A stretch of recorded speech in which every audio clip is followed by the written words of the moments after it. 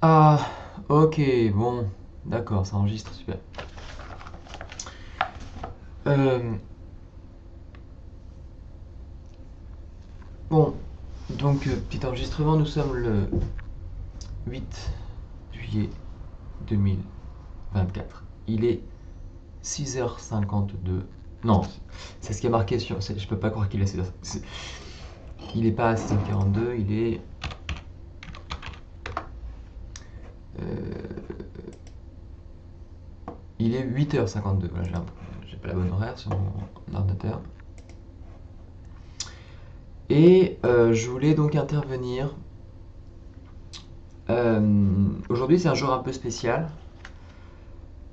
Donc là, je suis pas très réveillé, on va dire, parce que j'ai quelque chose qui pourrait ressembler à une forme de gueule de bois.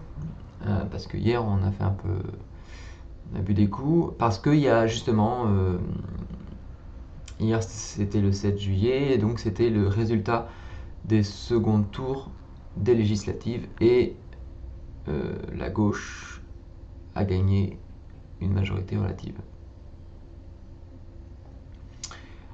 Et donc, moi, je m'y attendais pas trop parce que justement, il y avait un. Voilà, le contexte, donc, c'est que le président Macron a fait une dissolution de l'Assemblée nationale il y a un mois, et avec le risque que le front, le Rassemblement national arrive en tête. Ce qui est du coup très dangereux parce que l'extrême droite c'est dangereux, quoi.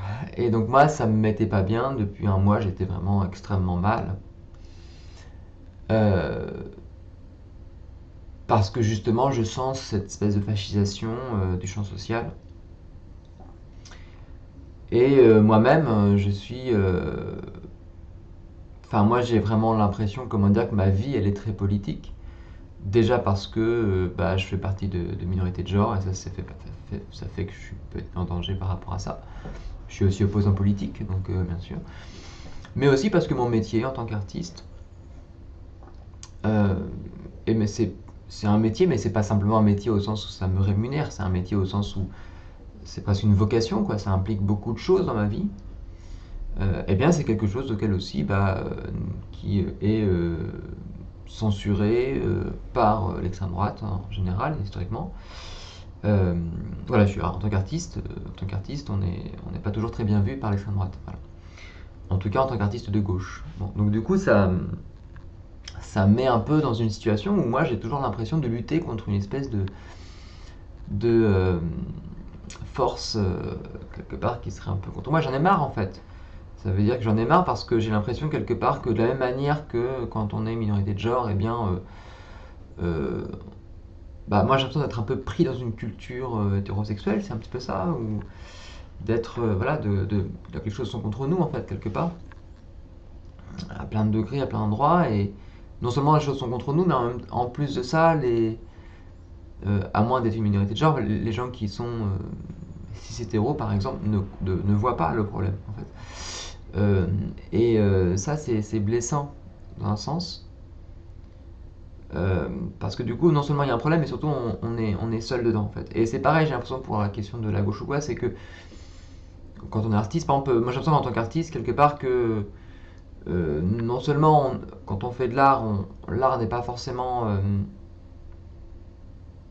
rentre en confrontation quelque part avec un système capitaliste qu'on ne choisit pas, qui nous est imposé, mais en plus de ça, du coup, souvent les gens qui ne sont pas artistes ne comprennent même pas où est le problème. Hein. Parce qu'ils ne savent pas ce que c'est que l'art, ils n'ont jamais fait d'art en général. Donc, bon, voilà. Bon, là j'en parle de manière un peu légèrement frustrée, c'est pas pour. Mais bon, peut-être quelque part voilà, qu'il y a deux choses ici qui se posent. Hein. Je parle ici de la question la question d'être artiste, la question de LGBT, et c'est un petit peu ça. Dans le sens quelque part où par rapport à l'extrême droite, je suis mis en danger en fait.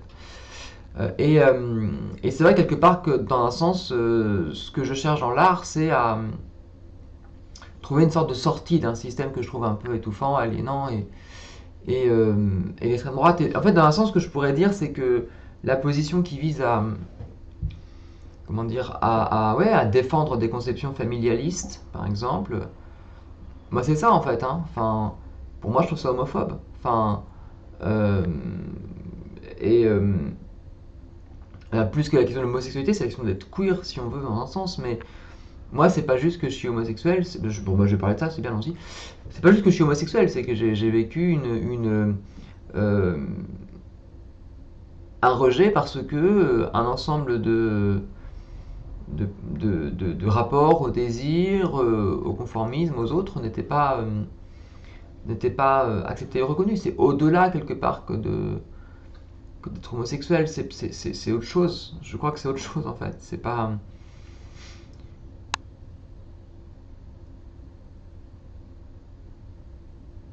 Bon.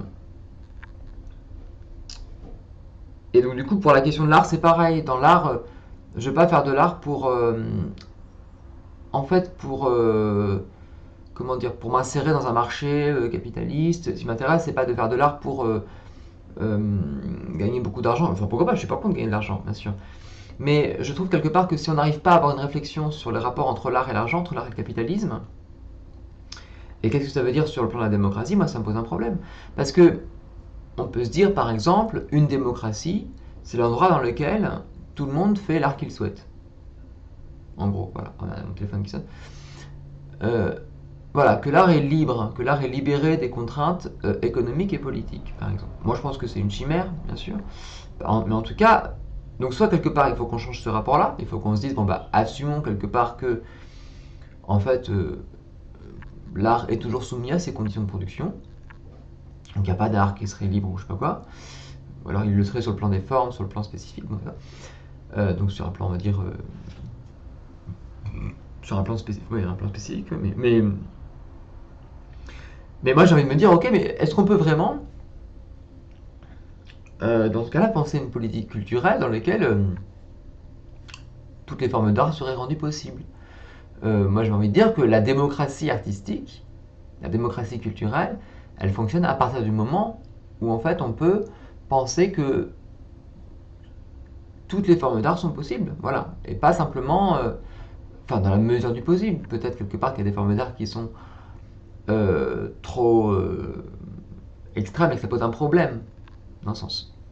L'exemple typique que j'ai en tête, c'est de se dire, ben voilà, est-ce que si on considère que le meurtre c'est une forme d'art, et dans un sens ça l'est, je dis ça au sens où il y a des gens qui ont écrit là-dessus, donc je pense à Breton par exemple, il y a un livre qui s'appelle De l'assassinat considéré comme un des beaux-arts qui est cité dans le début d'un mémoire de Jean-Baptiste Farkas.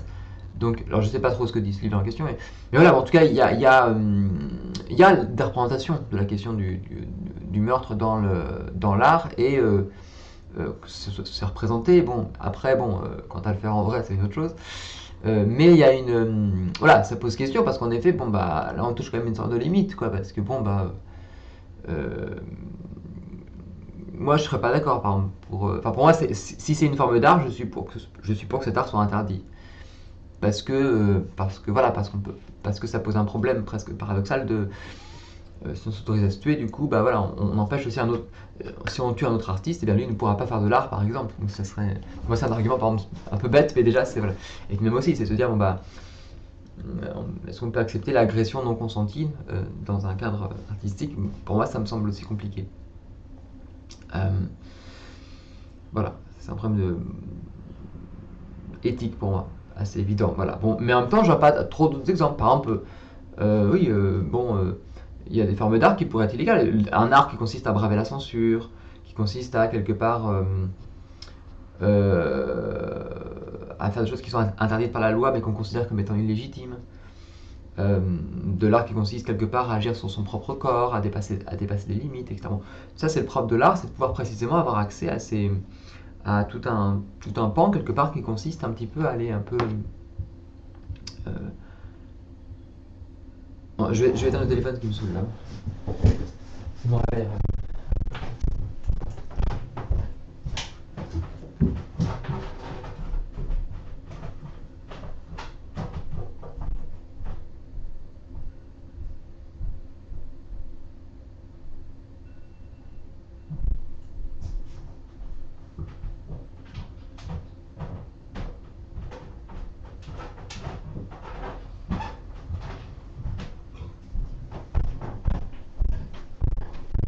donc, voilà, je parlais du coup ici de la question de l'art, ouais.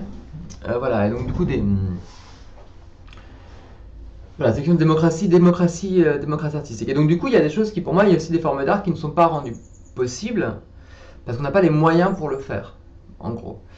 Et ce que je pense, c'est qu'en fait, les systèmes politiques sont aussi des systèmes esthétiques, ou en tout cas enfin, les systèmes politiques définissent des politiques culturelles. Les systèmes politiques d'État définissent des systèmes culturels dans ce qu'ils proposent, dans la manière de financer la culture, par exemple. Donc, en effet, par exemple, un État, en France, il y a un ministère de la Culture, bah, du coup, voilà, les financements vont être alloués à certains projets plutôt que d'autres, etc. Donc il y a un truc par le haut qui décide de ce que doit être la culture de quelque chose, ou de ce que doit en tout cas de comment enfin, de financer des projets artistiques qui vont dans une direction plutôt qu'une autre, etc. Bon. Donc il y a un contrôle comme ça par le haut, dans un sens. Et en même temps, ce contrôle, il agit aussi comme étant une opportunité de faire quelque chose. Moi, c'est vrai qu'avant, je voyais ça beaucoup comme un contrôle. Je pense en particulier à des choses qui étaient dites par euh,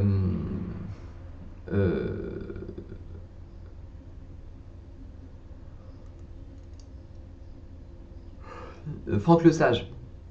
Franck Lepage, pardon. Oula, le Sage. Franck Lepage. Mais je me méfie maintenant parce que je trouve que il y a plein de trucs auxquels je suis pas d'accord. Moi, je trouve que Franck Lepage, c'est quelqu'un que je trouve intéressant et qui a été important quand il y a pas mal d'années quand je me suis intéressé à des questions liées à l'art contemporain, à Bourdieu et en fait ça a été très important parce que ça a joué comme une forme de vulgarisation et en même temps je trouve qu'il y a plein de positionnements auxquels maintenant je suis pas d'accord du tout.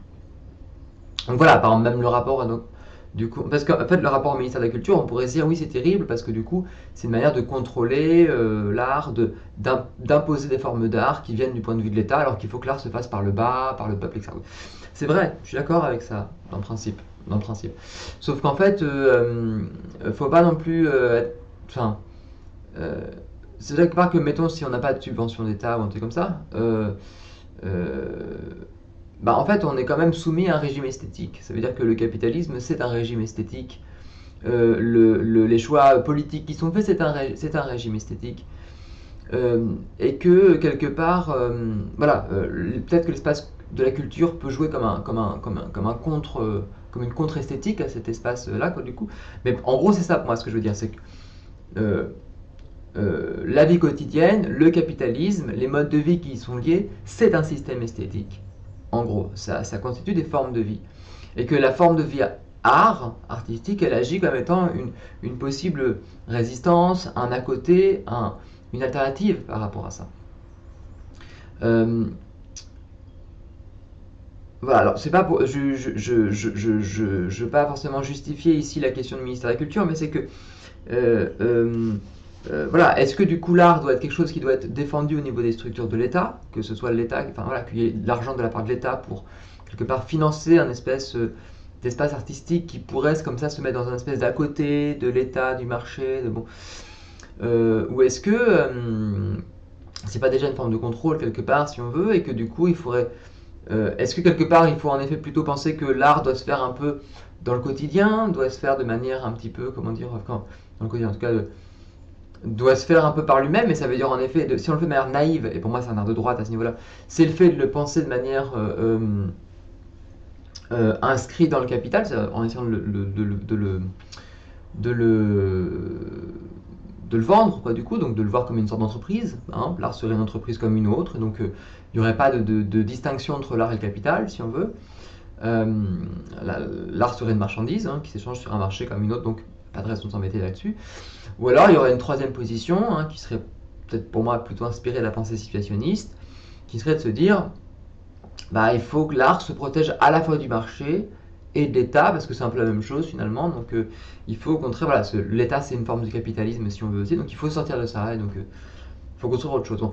Euh, donc là, voilà, pour moi, il y a ces trois points, hein, il y a ces trois espaces-là, un petit peu si on veut. Puis après, on pourra imaginer un quatrième, une forme d'art invisible ou d'autres choses, je ne sais pas, mais c'est-à-dire peut-être que l'art du retrait, l'art qui se ferait quelque part en dehors du capitalisme, en dehors de l'État, il peut se faire aussi en dehors d'un cadre qui essaie de se penser politiquement, par exemple. C'est une sorte d'art complètement apolitique. Mais voilà, bon. Moi, la voie que j'essaie d'explorer ici, c'est d'essayer de, euh, de penser ce que serait justement euh, bah, en fait, une conception, disons, politique, ou un débat, qui serait aussi une conception qui serait un dépassement du politique, hein, tout comme un dépassement de l'art aussi, je pense là-dessus, qui serait de penser la politique comme forme, en fait, en gros. La politique comme forme, ou le parti politique comme forme, si on veut, de se dire quelque part que le capitalisme d'un côté, la République de l'autre, quelque part, le gouvernement qui a des subventions aussi, etc. Mais dans un sens autre aussi, la vie quotidienne, ce sont la vie quotidienne aussi dans sa structure, qui est faite aussi par des choses qu'on achète dans le capitalisme, tout ça, mais aussi par un ensemble de systèmes d'affects, d'échanges, des choses comme ça. C'est des choses qui constituent quelque part un espèce de, un récit, si on veut, hein, un espèce de récit du monde. Et puis même aussi l'art qu'on fait de manière, les choses qu'on fait, tout l'espace qui est aussi inconscient aussi, hein, j'en parlais comme une quatrième possibilité, mais c'est un petit peu ça. Bon. Tout ça quelque part constitue des partis pris esthétiques quelque part, et qu'en fait on prend position dans ces partis pris esthétiques. Ça veut dire quelque part que l'idée c'est que voilà, c'est que dans un sens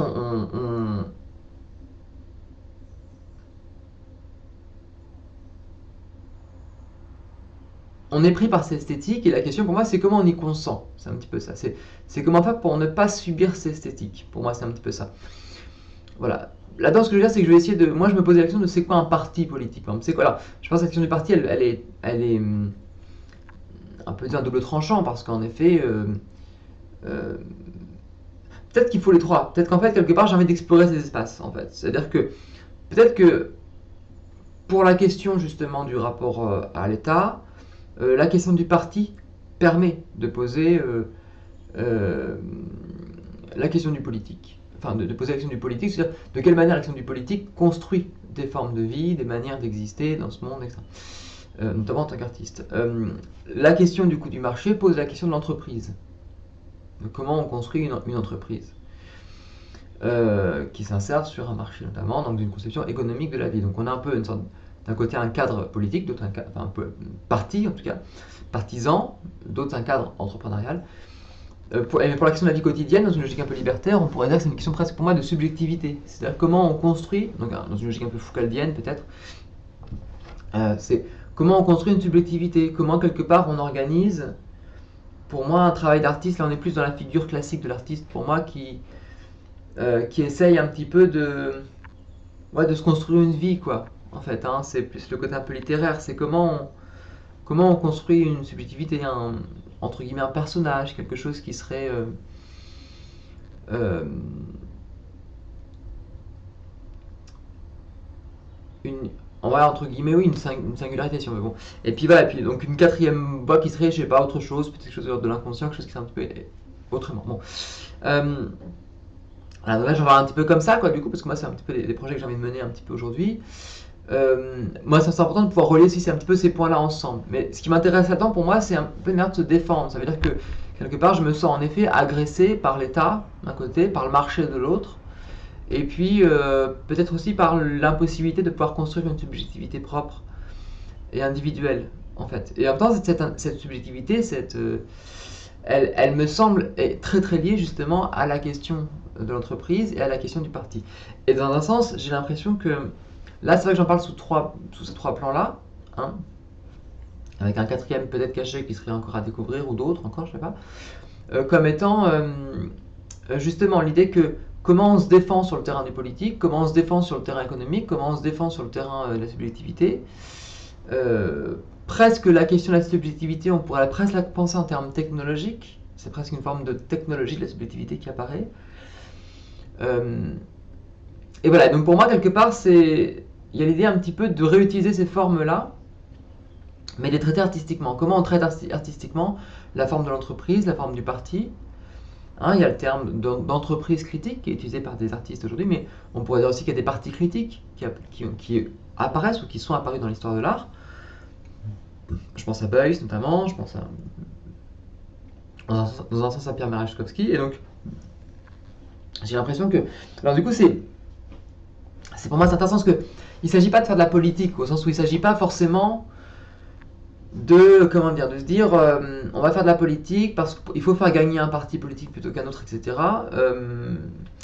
C'est pas exactement cette question-là qui est posée sous cette forme-là, j'ai l'impression. Pour moi, c'est plutôt comment on crée de la politique, comment on crée une nouvelle politique, comment on crée une nouvelle conception du politique, un nouveau parti politique, etc. Bon, voilà. Et en même temps, il y a aussi pour moi une autre question, qui est une question très pragmatique, qui est de se dire, quand on fait de l'art, on a l'impression qu'on est tout puissant et qu'on fait ce qu'on veut, etc. Mais c'est pas vrai parce qu'on a un matériau qui résiste. Ça veut dire que si je veux euh, sculpter quelque chose, ben le matériau il va résister. Et puis si je fais du marbre et puis que je sais pas bien le faire, ça va casser, le marbre va se casser. Enfin, donc c'est pas parce que je veux un truc que ça fonctionne. donc la matière résiste. Et c'est pareil pour la question du politique. On peut penser la politique comme étant un système de matière aussi, et ça résiste en fait. Alors là, on pense ici à un rapport entre forme et matière. On peut dire attention parce que c'est un rapport un peu autoritaire. Et je crois que les artistes se sont éloignés du politique. Parce que peut-être qu'il y avait la peur de se faire absorber, ce qui est un risque en effet, et la peur aussi de se faire manipuler. Parce que enfin, chez les artistes, pas tous les artistes, mais dans l'histoire de l'art, c'est vrai qu'il y a une sorte de méfiance, j'ai entendu. En tout cas du politique, au niveau de l'action du gouvernement en tout cas. Je pense que c'est aussi parce que les artistes sont en fait des gens qui sont un petit peu désarmés sur la question politique, et que du coup on ne prend pas trop position parce qu'on se dit l'art c'est pas politique, donc du coup on prend pas parti quoi. Comme ça on nous laisse tranquille un petit peu. Bon, c'est très bien aussi dans un sens. Mais moi je trouve que c'est pas une position acceptable. Déjà parce que ça laisse plein de gens à côté, ça veut dire un petit peu, c'est une position très un peu opportuniste et de parvenu, ça veut dire un petit peu puisqu'on fait de l'art, la société on s'en tape, un côté comme ça, nous on reste entre artistes et puis démerdez-vous ceux qui sont pas artistes, mais sans prendre en compte que le fait que pour être artiste il faut déjà un ensemble de conditions sociales, donc c'est pas très démocratique, c'est assez aristocratique, c'est un petit peu une manière de pas quand je dis artiste ici, c'est vraiment l'art structuré comme milieu, hein, évidemment tous les termes que j'utilise sont un peu polysémiques et donc c'est toujours un peu problématique ce truc là, mais voilà, moi j'ai un peu l'impression quelque part qu'en fait là il y a quelque chose aussi qui apparaît, par exemple on a le FN par exemple, donc, ou le RN. Si le RN passe au pouvoir, en fait, la classe des enfin ça, les artistes sont constitués comme une sorte de classe. La classe des artistes, bon, elle risque de pas durer très longtemps, hein, parce que ça veut dire que tout justement l'argent qui a été mis en place pour soutenir la création à travers un ensemble d'institutions, ne tient plus. Et moi j'ai l'impression qu'on est pas mal d'artistes à être pauvres, à être précaires, et à bien comprendre que l'art c'est pas un truc qui est en dehors du capitalisme et de l'État, c'est quelque chose qu'on subit, quelque chose qu'on doit faire avec, et qu'on a des outils en tant qu'artiste, mais quelque part que peut-être que la matérialité, elle n'est pas aussi, comment dire, j'ai l'impression que quand on est artiste, la question du coup des symboles, de l'imaginaire, etc., c'est très important. Mais en même temps, il y a aussi une réalité qui est là. Et donc pour moi, quelque part, j'ai l'impression que, en fait, ce que je veux dire, c'est que c'est presque une faute artistique pour moi de ne pas s'intéresser aux politiques. Parce que c'est une manière de considérer que l'art qu'on fait, il est en dehors du politique. Il se situerait en dehors du politique. Or, c'est faux, parce que il y a une politique culturelle, il y a une politique des musées, il y a une politique institutionnelle, il y a des partis politiques qui défendent ces structures-là, qui sont eux-mêmes pris dans des logiques de vote, etc. C'est-à-dire qu'il y a tout un système quelque part politique qui existe à un moment donné pour que les artistes aient des conditions pour exposer, pour produire, pour créer, etc. Et que aujourd'hui le champ de l'art tel qu'il est posé, il existe parce qu'il y a des écoles d'art qui font de l'art. Si demain il n'y a plus d'écoles d'art, il n'y a plus de musées, il n'y a plus de... Et bien en fait, le champ de l'art spécialisé, comme on le connaît, il ne fonctionne plus. Alors il y aura pour moi toujours de l'art, au sens où dans l'art, l'art entre guillemets, l'art brut entre guillemets, on pourrait dire, mais l'art comme ça auquel je fais, moi j'ai fait des formes d'art brut si on veut, avant l'école d'art, avant d'entrer en école d'art, je faisais des formes d'art aussi qui m'étaient propres.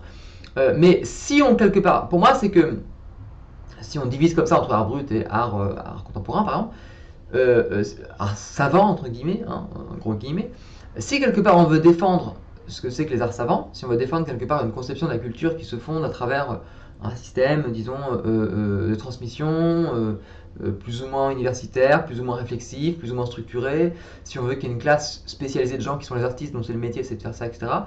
Si on veut que ça existe, il faut penser que ça se joue aussi au niveau politique, que c'est quelque chose qui se pense politiquement pour moi, parce que s'il y a des partis d'extrême droite au pouvoir, il y aura encore ça, mais de manière extrêmement réduite. Et même aussi, quelque part, on pourrait se dire, déjà maintenant, c'est déjà un peu n'importe quoi. Ça veut dire qu'il n'y a plus de subventions, il n'y a plus de financement, ça pose plein de problèmes. Moi, je trouve ça blessant que des gens ont envie de faire de l'art de leur métier et en fait, on leur interdit. Parce que quelque part, on dit, bah non, il n'y a pas assez de place, enfin, Parcoursup, etc. Enfin, bref. En fait, pour moi, pour moi, si on est artiste et qu'on a aussi quelque part un idéal d'émancipation et qu'on fait de l'art parce qu'on cherche un idéal d'émancipation, bah faut aller. Pour moi, l'action du politique, elle se pose de toute manière. En gros, voilà, c'est ça que je veux dire. Et on peut, enfin moi en tout cas, je l'ai posé plutôt d'un point de vue anarchiste. Je pensais une sorte de politique qui serait en dehors des partis, mais qui pour moi structurait quand même la question esthétique. On peut aussi, pour moi, enfin, je veux dire, chacun est libre, hein, donc il y a pas de, c'est pas parce que quelqu'un fait pas de politique ou ne se pense pas politiquement que c'est un problème. Au contraire, je pense que c'est très important que on pense l'art comme étant aussi quelque chose qui puisse s'en éloigner, parce que il y a plein de, c'est aussi une position artistique. Moi, j'ai essayé même de penser l'art d'un point de vue non artistique. Hein, c'est toute cette question d'un art qui serait en dehors de l'art. Donc voilà, et en même temps, bah, ça me paraît un petit peu étrange, et en même temps, bah, ça explore énormément de choses. Donc là, il faut, pour moi, surtout pas restreindre. Je suis pas en train de dire ce qu'il faut faire. Hein, bon.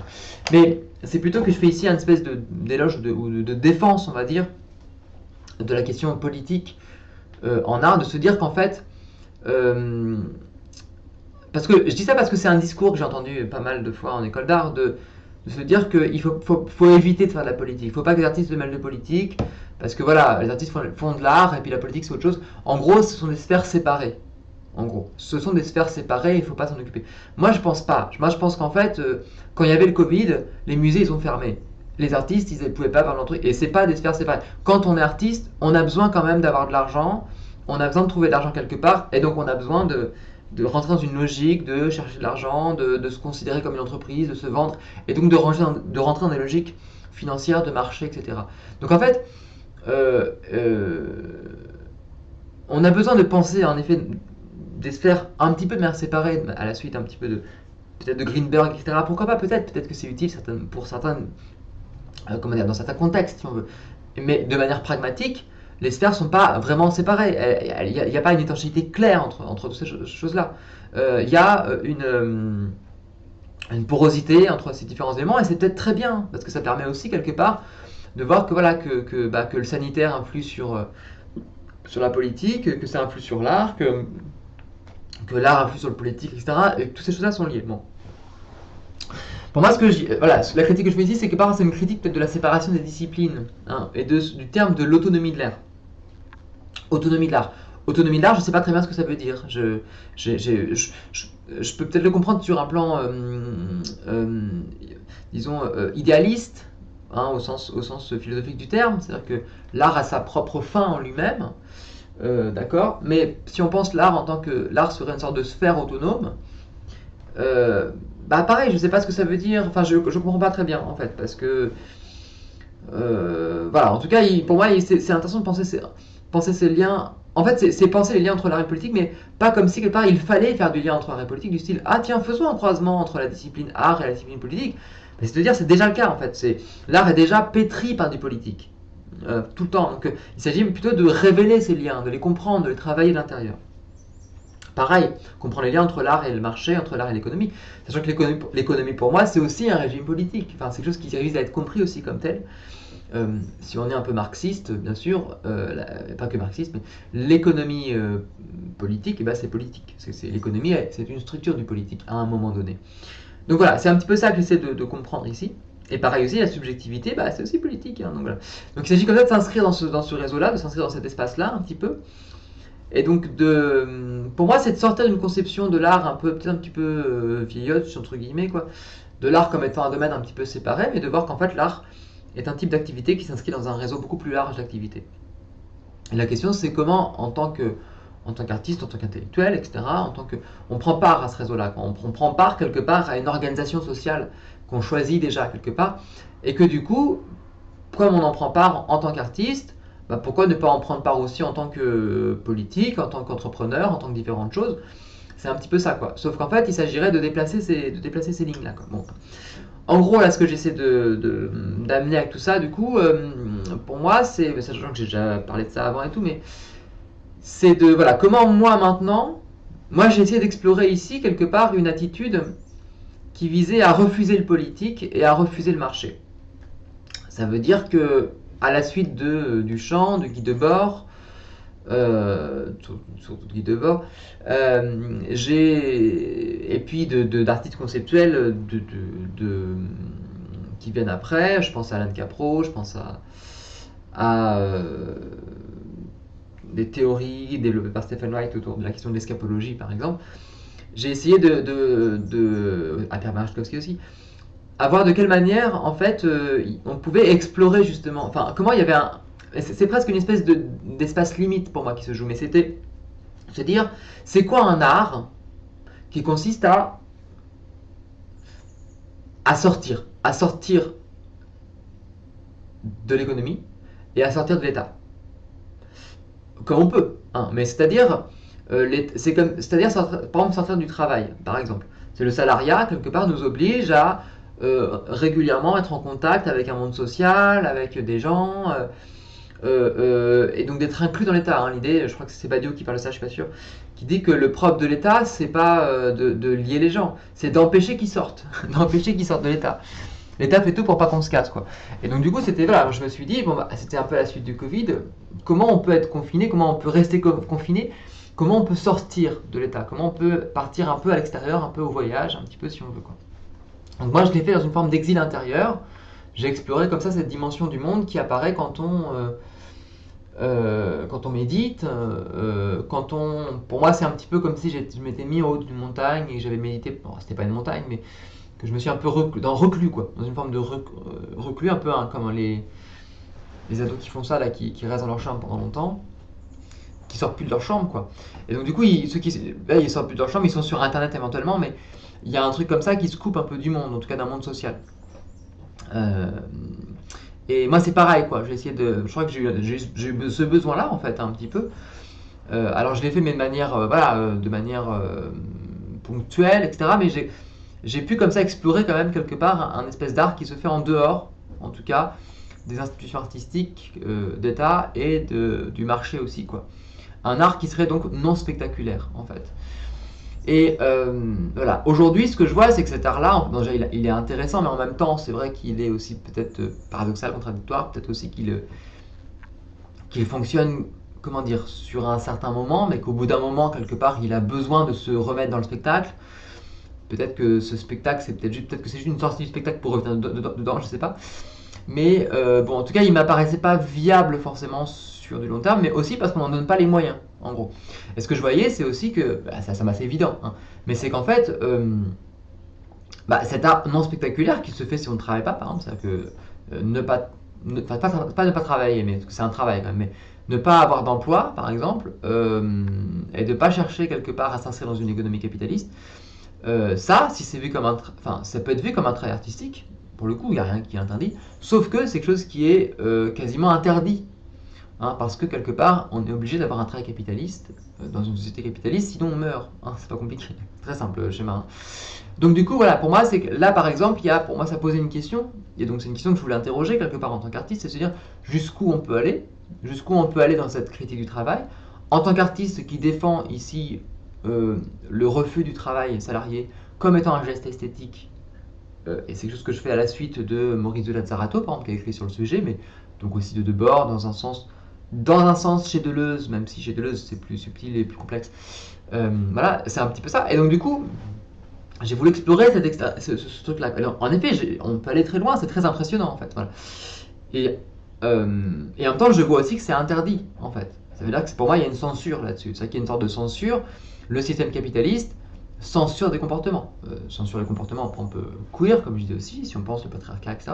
Mais là, il y a une espèce de censure. Pour moi, c'était une pratique anticapitaliste, quelque part, artistique, que j'ai pu mener. J'ai pu le mener quand même, mais j'ai pu le mener un petit peu en pirate, en trichant, quelque part. Alors, c'est pas vraiment trichant, hein, c'est-à-dire que j'ai été au RSA pendant plusieurs années, et comme beaucoup d'artistes, voilà. Mais du coup, ce que je vois aussi, c'est que voilà, c'est qu'en fait, politiquement, cette pratique-là, elle est interdite. Ça veut dire que c'est très compliqué de dire mon travail artistique consiste à ne pas travailler pendant 40 ans. parce que je pourrais pas, en fait. Enfin, ou si alors ça voudra dire aller à la rue, etc. Pourquoi pas? Après tout, peut-être que c'est peut-être ça la radicalité qu'il faut trouver. Mais en fait, par exemple, je peux pas faire une pratique artistique qui consisterait à dire je ne travaille pas pendant 40 ans et en même temps j'ai des revenus parce que le revenu c'est un droit. Voilà. Ça serait possible dans une société avec un revenu de base, par exemple. La question ne poserait pas de problème.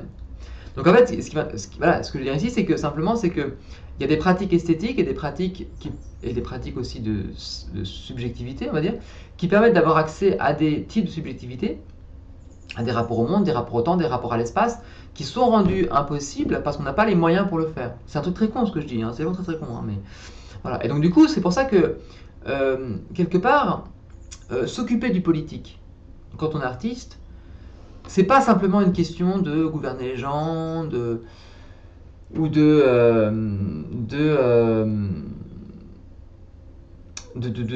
lié à un système de propagande, un système de totalitaire, etc., ou quelque chose qui serait contre la création. Euh, Peut-être que ça l'était en effet, parce que peut-être qu'en effet, jusque-là, il y a beaucoup de régimes plutôt de droite, et que la politique était liée à quelque chose qui était plutôt réactionnaire, etc., et qu'il fallait se casser, parce que c'était dans le fait de se casser qu'il y avait quelque part une liberté, c'est vrai. Ce que je vois, c'est qu'aujourd'hui, on peut plus se casser. C'est qu'aujourd'hui, si on se casse, on est quand même rattrapé très vite par des écrans, par un système de contrôle, par l'État, par un système qui ne veut pas qu'on s'échappe. Enfin, pour moi, c'est ce que je viens de dire, on est rattrapé. Voilà. Si on veut s'échapper et qu'on va à la ZAD, hop, les flics viennent pour vous casser la gueule. Donc, il y a toujours un truc comme ça qui fait quelque part que c'est pas possible. Voilà, on peut pas. Il y a ce que Kimber appelle la fermeture de la carte. Hein, ça veut dire que il y a pas de territoire extérieur auquel s'échapper, à part peut-être le territoire intérieur, le territoire de l'art, justement, le territoire des formes. Mais quelque part, voilà, bon, bah, peut-être que justement pour s'échapper, il faut s'échapper autrement. Quoi. Euh, donc voilà, alors je pense aussi ici à la question de la Russie révolutionnaire aussi. Hein, c'est-à-dire que finalement, dans l'histoire, il y a quand même eu des artistes, comme, je sais pas, je pense à Eisenstein, à Malevich par exemple, qui ont ancré leur travail dans du politique, parce que la question politique, la question révolutionnaire, était une question politique, et que du coup, bah voilà, ça se joue aussi à ce niveau-là. Quand je dis politique aussi, c'est l'idée aussi que, moi c'est aussi la question du rapport à l'État, en fait, plus que la question du politique, parce qu'évidemment, tout art est politique, on peut dire. Alors, on peut dire oui, est-ce que l'art c'est politique ou pas, est-ce que c'est... Mais ce que je veux dire, c'est que c'est même pas une question au-delà de la question de l'art politique ou pas, c'est une question de structure, une question que, en fait, pour moi, presque de survie de l'art. Ça veut dire que, quelles sont les structures sur lesquelles repose l'art? Actuellement en France, il y a donc en effet donc différents réseaux, différentes structures d'art qui font que l'art peut être...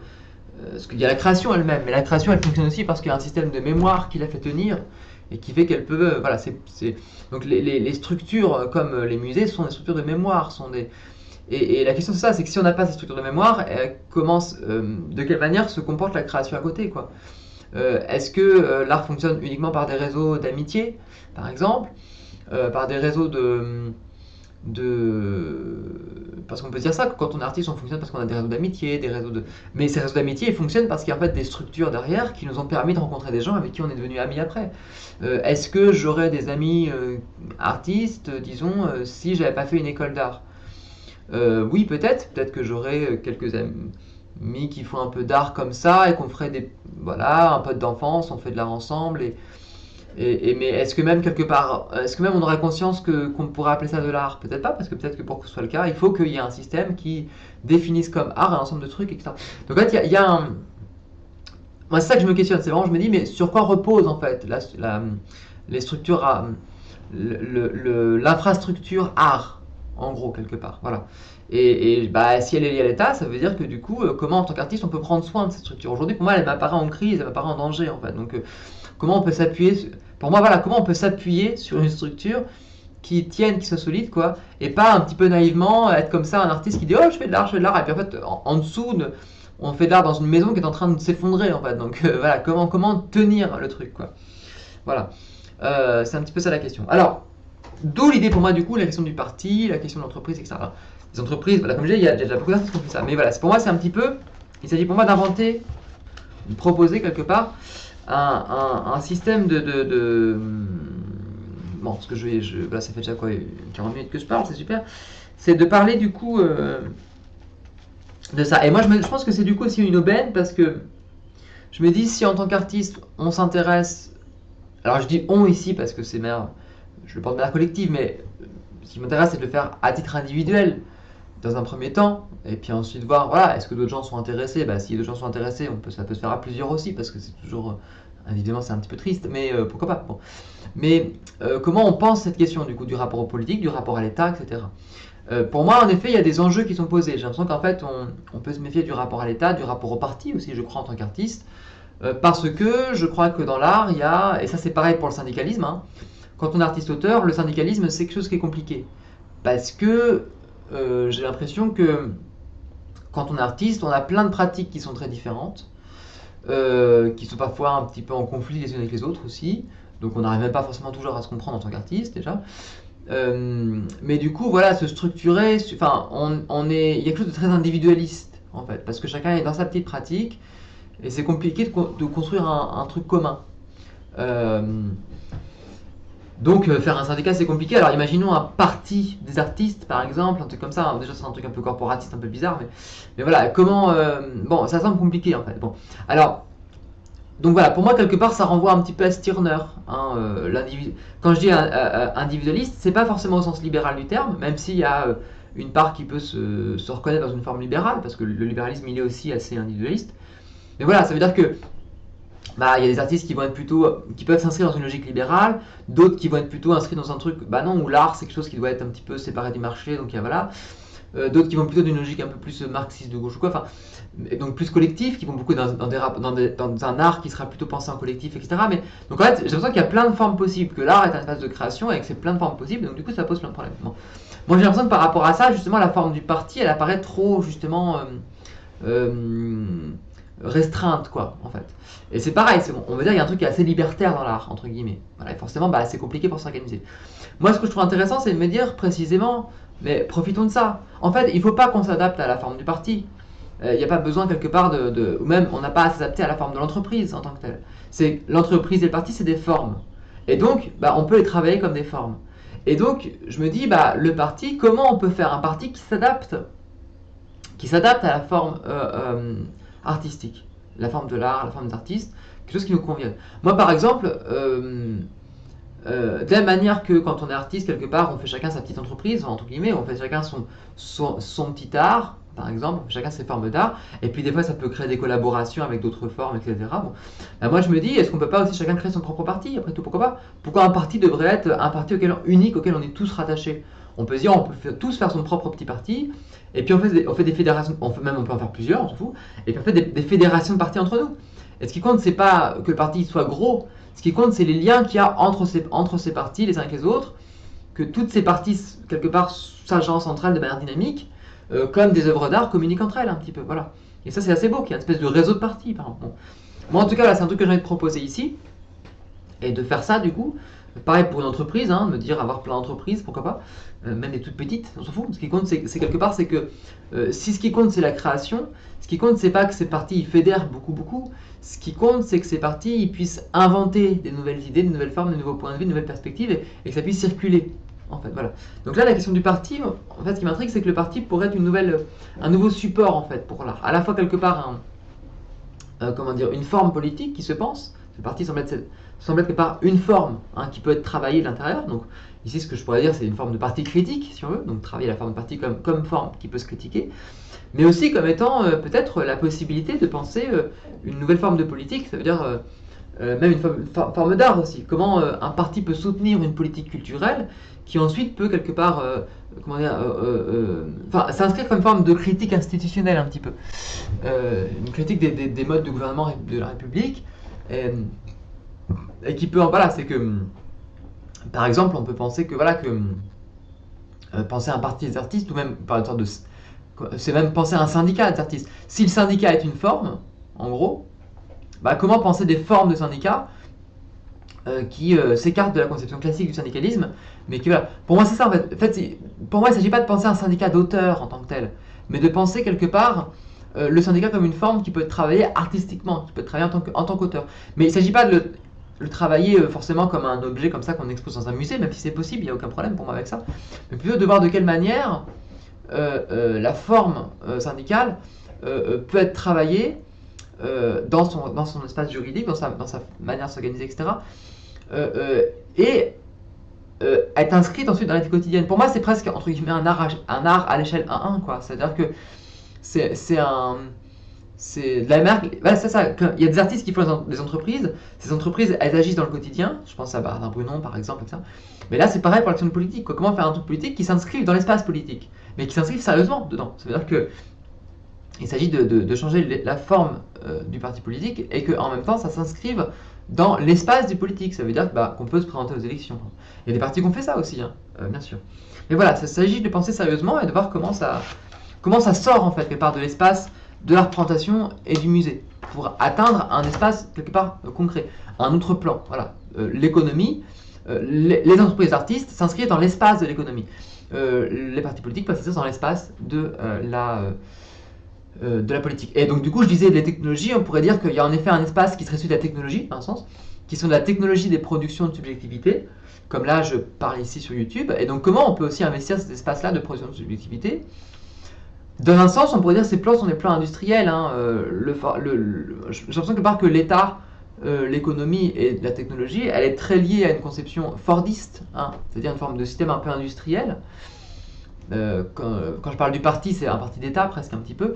Et la question c'est comment on pourrait justement infiltrer ces espaces-là pour penser quelque part le rapport entre guillemets artisanat ou autoproduction au sein même des structures qui sont inscrites dans une logique industrielle. En gros, ce qu'il s'agit ici de penser, c'est précisément de voir comment on peut infiltrer ces plateformes en fait, qui sont des industries quelque part un petit peu. Hein. Voilà. Pour moi, c'est ça, industrie au sens où en fait on a un standard pour tout le monde. Quoi. Tout le monde est lié à Windows ou à un standard commun. Du coup, et comment on a, même aussi le white cube, hein, c'est aussi un standard commun.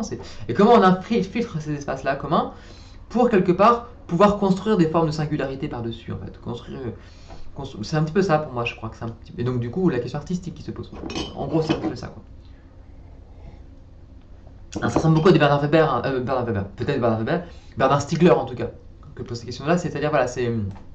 Mais aussi, du coup, la suite de Deleuze, quoi, c'est ne pas opposer quelque part d'un côté une forme d'art qui serait ultra individualisé, singulier, et de l'autre côté l'espèce de masse capitaliste de masse, mais plutôt que ces choses sont toujours dans une espèce de mouvement entre l'un et l'autre, quoi, du coup, et c'est au sein du système aussi de masse qu'on peut produire des formes de singularité, et du coup une forme d'émancipation politique par rapport à ça. Alors, voilà, donc du coup, bon, j'ai parlé voilà, de Stirner, du fait qu'il y a la question de l'extrême droite qui met en danger quelque part un peu tout le monde déjà, enfin, pas tout le monde, mais bon, une bonne partie des gens auxquels on tient. Et donc moi, pareil, en gros quelque part, la question de penser, c'est pas tellement de politiser l'art, mais c'est de penser un art du politique, une politique de l'art.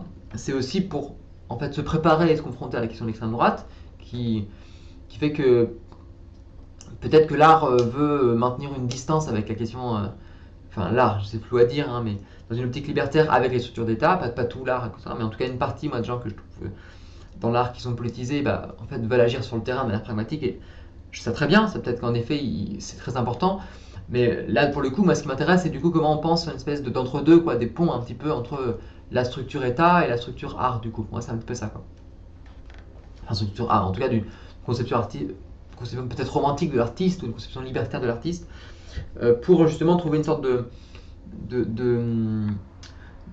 pour moi il y a une espèce de rapport presque de puissance de frappe, si on veut, un truc comme ça.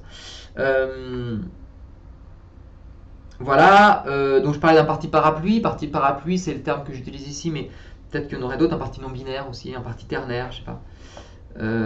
Parti ternaire, c'est intéressant, je n'aurais jamais idée. L'idée, ça serait que du coup, voilà, je pensais l'idée de fonder un parti, quitte à le déposer en préfecture, hein, ça peut être un truc comme ça, mais c'est un parti dans lequel, justement, qui consisterait à prendre plein de partis.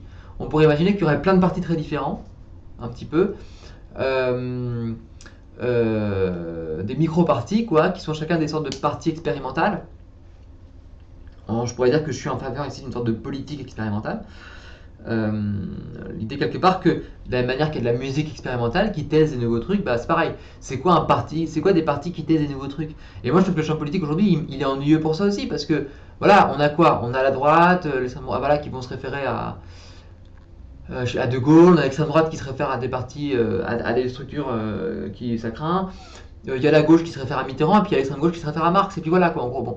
Et je trouve qu'en fait, c'est pas très inventif. Il y a quelques petits partis, je pense, je sais pas moi, un parti qui voulait légaliser le cannabis, le parti des TDS, ce que je pensais que c'était le parti Fluo, par exemple, voilà, qui a fait une alliance entre différents petits partis comme ça, et c'était vu comme étant un peu alternatif.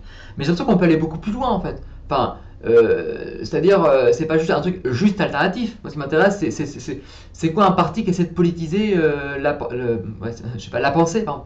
Peut-être que la pensée, c'est quelque chose qui est lié à des structures matérielles et qui a peut-être une politique de la pensée. C'est quoi des partis qui essaient de penser la question de l'air, du temps, comment on pense le temps politiquement, l'espace, comment on pense les émotions politiquement. Enfin, moi, c'est mon travail un petit peu, mais voilà, enfin, j'ai l'impression que dans l'art contemporain, il y a un ensemble de politique expérimentale, que l'art contemporain est un laboratoire de politique expérimentale. Mais en fait, je me dis, c'est presque un peu dommage, entre guillemets, hein, entre gros guillemets, que cette politique expérimentale, elle se passe dans l'art contemporain. Pour moi, c'est très important qu'il y ait des espaces comme le White Cube qui peuvent soutenir cette politique-là. Mais ça m'intéresse aussi de me dire de quelle manière on peut les structurer, en fait. Dans le rapport, moi j'ai l'impression qu'il y a un besoin d'État quelque part, qu'en fait, c'est ça en fait, comment ça peut se penser comme quelque chose qui peut être lié à voilà, comment on pourrait faire un parti quelque part qui puisse. Moi dans ma tête je pense un peu à France Insoumise, je trouve que France Insoumise par exemple, euh, euh, ils ont capitalisé là-dessus un petit peu quoi. Ils ont capitalisé sur des luttes qui sont constituées au fil des années, en gros. Et c'est ce qui fait que voilà, c'est ce qui fait qu'il y a un front de gauche qui se constitue, etc. Et qu'il y a voilà. Moi c'est pareil. Enfin, à vrai dire ça. Hein. Moi il y a quelques années, j'y croyais pas trop aux politiques et à l'État quoi. Parce que justement, je me disais, les partis politiques sont vieux et arriérés. La question des coloniales, la question queer, etc. Ils n'ont rien à foutre et tout. Et là justement, je trouve que parce qu'il y a un travail qui est fait, il y a l'idée que des espaces de radicalité qui étaient sur le terrain ont pu s'intégrer dans une forme de réformisme radical avec la figure avec la figure de Mélenchon et de France Insoumise. Ça peut être peut-être qu'on peut voir ça comme une récupération, comme un. C'est vrai, bon, moi je trouve pas, parce que moi je me dis en fait, c'est un réformisme radical. Ça veut dire que du coup, ça, pour moi, ça libère le terrain aussi. C'est-à-dire que si justement il y a des partis politiques qui peuvent prendre en charge ces questions, parce que c'est leur métier après tout, hein, et qui peuvent trouver comment dire, un soutien institutionnel, une courroie institutionnelle. Alors du coup, ça que ces luttes sur le terrain qui sont menées sur le terrain, et qui s'épuisent ou qui épuisent plein de gens, plein de militants aussi, bah du coup ça libère de la place. Comme dit Mélenchon, je crois, c'est marrant parce que j'avais des camarades qui trouvaient ça pas. Enfin, c'est marrant parce que il dit justement votez pour moi et ça vous évitera des kilomètres de manif. Je trouve ça intéressant parce que l'idée c'est un petit peu vous manifestez, vous êtes sur le terrain, personne ne vous écoute, et en fait, d'accord, vous êtes dans une forme de radicalité, mais si justement vous votez et que les choses passent au gouvernement, bah c'est bon en fait. Enfin, en fait, on peut. Moi, il y a ce cas de me dire en fait, moi, ce que je veux, c'est pas être anarchiste vraiment en tant que tel. Ce que je veux, c'est que l'injustice puisse se résoudre, que ça passe au niveau de l'État ou que ça passe sur le terrain dans une logique un peu anarchiste, révolutionnaire. Ce qui compte, c'est que ça marche dans un sens. Donc pour moi, il y a un côté, voilà, c'est un peu être pragmatique. Je suis anarchiste par pragmatisme, quelque part. Pas par principe, mais par pragmatisme. Donc là, du coup, si on me démontre par A plus B que c'est possible, moi ça me va, hein, que, en fait, que par l'État on peut changer quelque chose. Donc voilà. Donc voilà, c'est un peu ça ce truc. Donc du coup, j'ai un petit peu ce truc de me dire, l'État c'est une technologie, c'est un outil, donc autant l'utiliser. Et j'ai l'impression en effet quelque part que c'est comme un musée quelque part un peu. Hein. Si on est artiste, anarchiste un peu jusqu'au bout, ben, on considère quelque part que l'art qu'on fait, il doit être comment dire, on doit faire nos propres musées pour les exposer nous-mêmes. Donc ça peut être des musées numériques, hein, ça peut être plein d'idées. Mais il faut être autonome jusqu'au bout. Quoi. On ne dépend pas des musées de l'État, en fait. Si on dépend des musées de l'État, ça veut dire qu'on a besoin de s'appuyer sur une structure d'État. Et donc du coup, bah, on dépend d'une technologie. Et c'est pareil pour l'action politique aussi, pour un coup. C'est-à-dire que moi, si je vais à l'école de la République, si j'utilise les institutions du service public, bah, c'est que je m'appuie dessus. Donc en même temps, ça veut dire que j'y participe, dans un sens. Et donc du coup, la question, c'est voilà, c'est à quel point ensuite, quelque part, je m'engage au niveau des structures. Je suis pas obligé de m'engager, je peux juste en faire usage et ça peut être très bien. Et ça peut être un travail. Mais du coup, voilà, c'est un petit peu ce truc-là. Je dis ça parce que pour moi, c'est une manière de revoir mon rapport à l'État. Hein, de de changer un rapport à l'État qui s'est construit beaucoup dans le rapport à l'anarchisme, au punk, à un refus, etc. Mais la question maintenant, c'est plutôt que dans un refus, c'est de dire comment on peut s'appuyer dessus de manière non pas stupide, sans en attendre forcément grand chose, mais que moi ça m'intéresse quelque part, plutôt que de. Plutôt, parce que moi je veux bien, si je milite dans mon coin tout seul sur un sujet, et que ce sujet-là pour moi il est important parce qu'il concerne ma vie, et que quelque part bah, il y a un parti politique qui en parle, je sais bah oui, mais je suis content. Et si ce parti-là peut l'amener jusqu'à l'Assemblée, ça me soulage parce que je me dis ouf, j'ai pu à être tout seul à défendre une idée, mais je peux relâcher ma pression, vivre ma vie ou passer à un autre sujet politique. Parce que pour moi c'est ça, ça veut dire que quelque part penser la question du réformisme radical et ça, même si en effet quelque part c'est une manière comment dire, que des combats qui étaient défendus de manière radicale d'un côté sont défendus à une plus grande échelle, même de manière peut-être un peu moindre, pour moi ça libère de la place, ça libère de l'espace pour pouvoir poser une question radicale peut-être à d'autres endroits, à d'autres degrés, ça libère du temps, voilà, c'est un petit peu tout ça pour moi ces choses-là. Je dis ça parce que pour moi c'est une manière, j'essaie de trouver ici le pont entre, parce que je discute pas mal avec des amis qui voient quelque part la position euh, des organes de parti comme étant de la récupération, voilà, la manière de récupérer une lutte et quand on la récupère, après elle est plus. Mais en fait, je suis pas d'accord de ça. Moi, enfin, moi, je dirais que je suis pas d'accord avec ça. Je pense qu'en fait, il s'agit pas de récupérer, il s'agit justement de se dire que quand il y a des luttes qui se montent, enfin, en fait, c'est quoi? Ça veut dire quoi? Il faudra qu'une lutte se monte, qu'il y ait une lutte qui se passe, et puis que les partis s'en foutent, personne ne le relaye, personne n'en parle, et puis du coup, bah, les gens soient tout seuls. Bah non, enfin voilà. Moi, j'ai pas envie que le mouvement LGBT, par exemple, on fasse des prides, on se fasse tabasser et qu'aucun politique n'en parle. Enfin, non, non, moi je veux qu'il y ait des relais institutionnels, je veux quelque part que ça. Après, en effet, la question, c'est. La critique souvent qui est faite, c'est justement que souvent il y a une récupération de ces thématiques-là par des partis politiques qui font ça pour, non pas quelque part pour la lutte elle-même, entre guillemets, mais qui vont récupérer un ensemble enfin, de luttes, etc., qui vont en faire des promesses de campagne, et qui après, quelque part, ne vont pas être à la hauteur de cette lutte-là. Donc du coup, y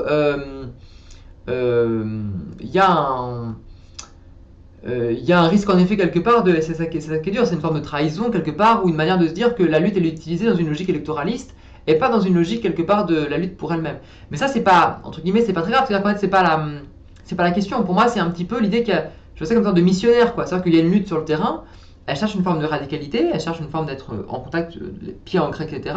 Et la question c'est comment justement, c'est vraiment cette question de relais quoi. Ça veut dire de quelle manière il y a des espèces, c'est un peu comme des journalistes pour moi. Hein, c'est un peu là, on peut se dire un journaliste, il va récupérer un sujet. Hein. Un journaliste, quand il va voir un terrain, une lutte, etc., il va récupérer une lutte, il va faire des images, etc., et il va la récupérer, et on peut quelque part dire, bah, si le journaliste il se met trop en valeur sur le sujet, bah du coup c'est pas un bon journaliste, il a pourri le site, etc. Bon, c'est vrai, ça marche comme ça, c'est vrai.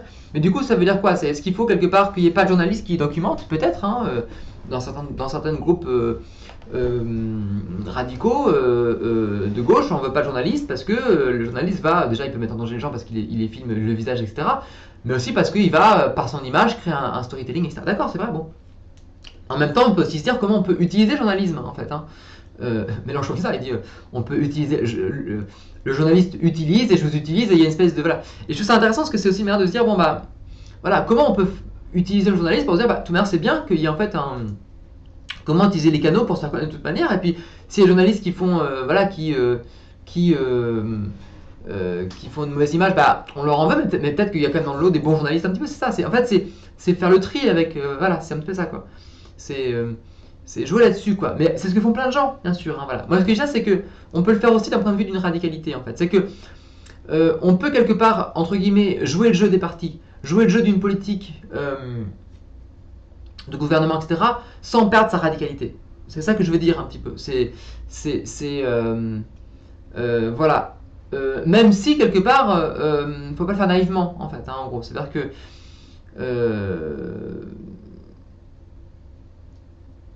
enfin, déjà, c'est pas. Ce que je veux dire, c'est que je crois qu'il y a un rôle politique de faire courroie un petit peu, c'est-à-dire que la manière que le politique est censé faire le pont entre justement ce qui se passe dans l'État et ce qui se passe au niveau du terrain, je pense qu'il y a une possibilité de trouver aussi quelque part des espèces de courroies un petit peu entre ce qui se passe dans l'art et ce qui se passe dans enfin une sorte de médiation quoi, une médiation politique entre ce qui se passe dans l'art et ce qui se passe dans le politique, mais du point de vue artistique. C'est-à-dire que moi, en tant qu'artiste, et je me définis ici en tant qu'artiste, j'ai l'impression que je peux travailler artistiquement le politique et travailler politiquement l'art un petit peu, et trouver cette jonction-là qui se joue dans cette espèce de frontière, quoi, en fait, en gros. Et qui serait vraiment un rôle à part entière, hein. Je pense que c'est vraiment... et c'est pas du coup un rôle quelque part de... C'est différent d'un rôle institutionnel comme... ce serait par exemple, je sais pas moi, un commissaire d'expo ou un directeur de musée qui serait pareil, qui pourrait faire le pont entre des politiques institutionnelles et en même temps un rôle de... Non, là je parle vraiment en tant qu'artiste quoi.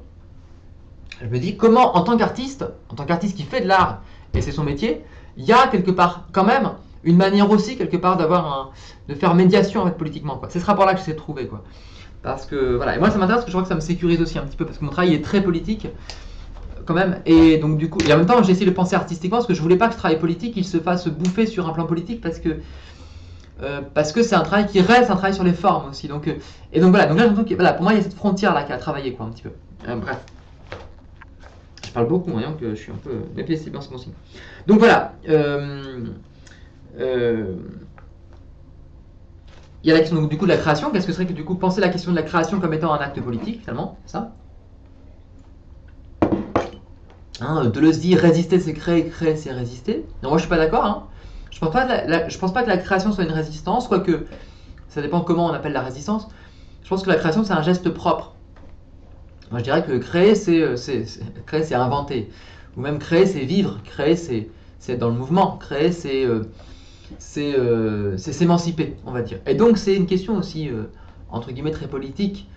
Et pour moi c'est ça, c'est comment on crée un autre État, comment on crée une autre politique, un autre parti, comment on trouve justement cet élan d'émancipation que je trouve les partis sont vraiment un peu ennuyeux, un peu rabougris, etc. Et comment on peut trouver cette espèce d'énergie, ce mouvement-là quelque part.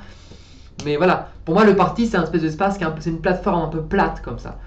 Et justement, il ne s'agit pas pour moi qu'à part d'essayer de trouver une création qui se situerait ailleurs, en dessous, mais comment au contraire on peut traverser le parti quoi. C'est comment on peut le parti peut être un environnement et qu'on peut créer en fait, voilà, et sortir par le haut quoi. Pareil, l'État, comment l'État est un truc un peu ennuyeux, un peu vieilli quoi. Et comment on peut créer par-delà l'État quoi. En fait, c'est utiliser l'État comme on peut utiliser les ressources de l'État pour en faire autre chose et puis paf, on crée quelque chose après là-dessus quoi. Voilà. Je trouve par exemple que pour moi c'est flagrant avec Cassandre, voilà le groupe autour de Cassandre, d'Annie Erast, ils ont fait un truc assez intriguant parce que ils utilisent les plateformes industrielles comme justement Twitch, voilà, qui produisent de manière industrielle la subjectivité, et ils en font un espace de création, d'invention, bon des fois ça tourne un petit peu en rond, mais c'est normal, mais de commentaires politiques, etc. Enfin, il y a quelque chose qui s'est construit. Ils ont construit du politique. Ils ont construit quelque part un peu un parti politique. Il n'y a pas que, il y a aussi Usul, il y a d'autres gens hein, qui ont fait ça depuis longtemps, mais là sur Internet justement se construit une conception politique qui, à travers de nouveaux outils, de langage, c'est ce que ça va amener sur le deuxième point. Et là, on touche peut-être la question technologique, c'est que, évidemment, on est une génération qui s'est construit beaucoup sur Internet. En tout cas, pour moi, c'est beaucoup ça. Et donc, du coup, pour moi, ça change beaucoup de choses. Ça veut dire que, Bernard Stiegler aussi en parle, mais là où l'État, un peu l'État de la République, s'est construit sur beaucoup sur l'écrit, et sur l'écrit ça veut dire sur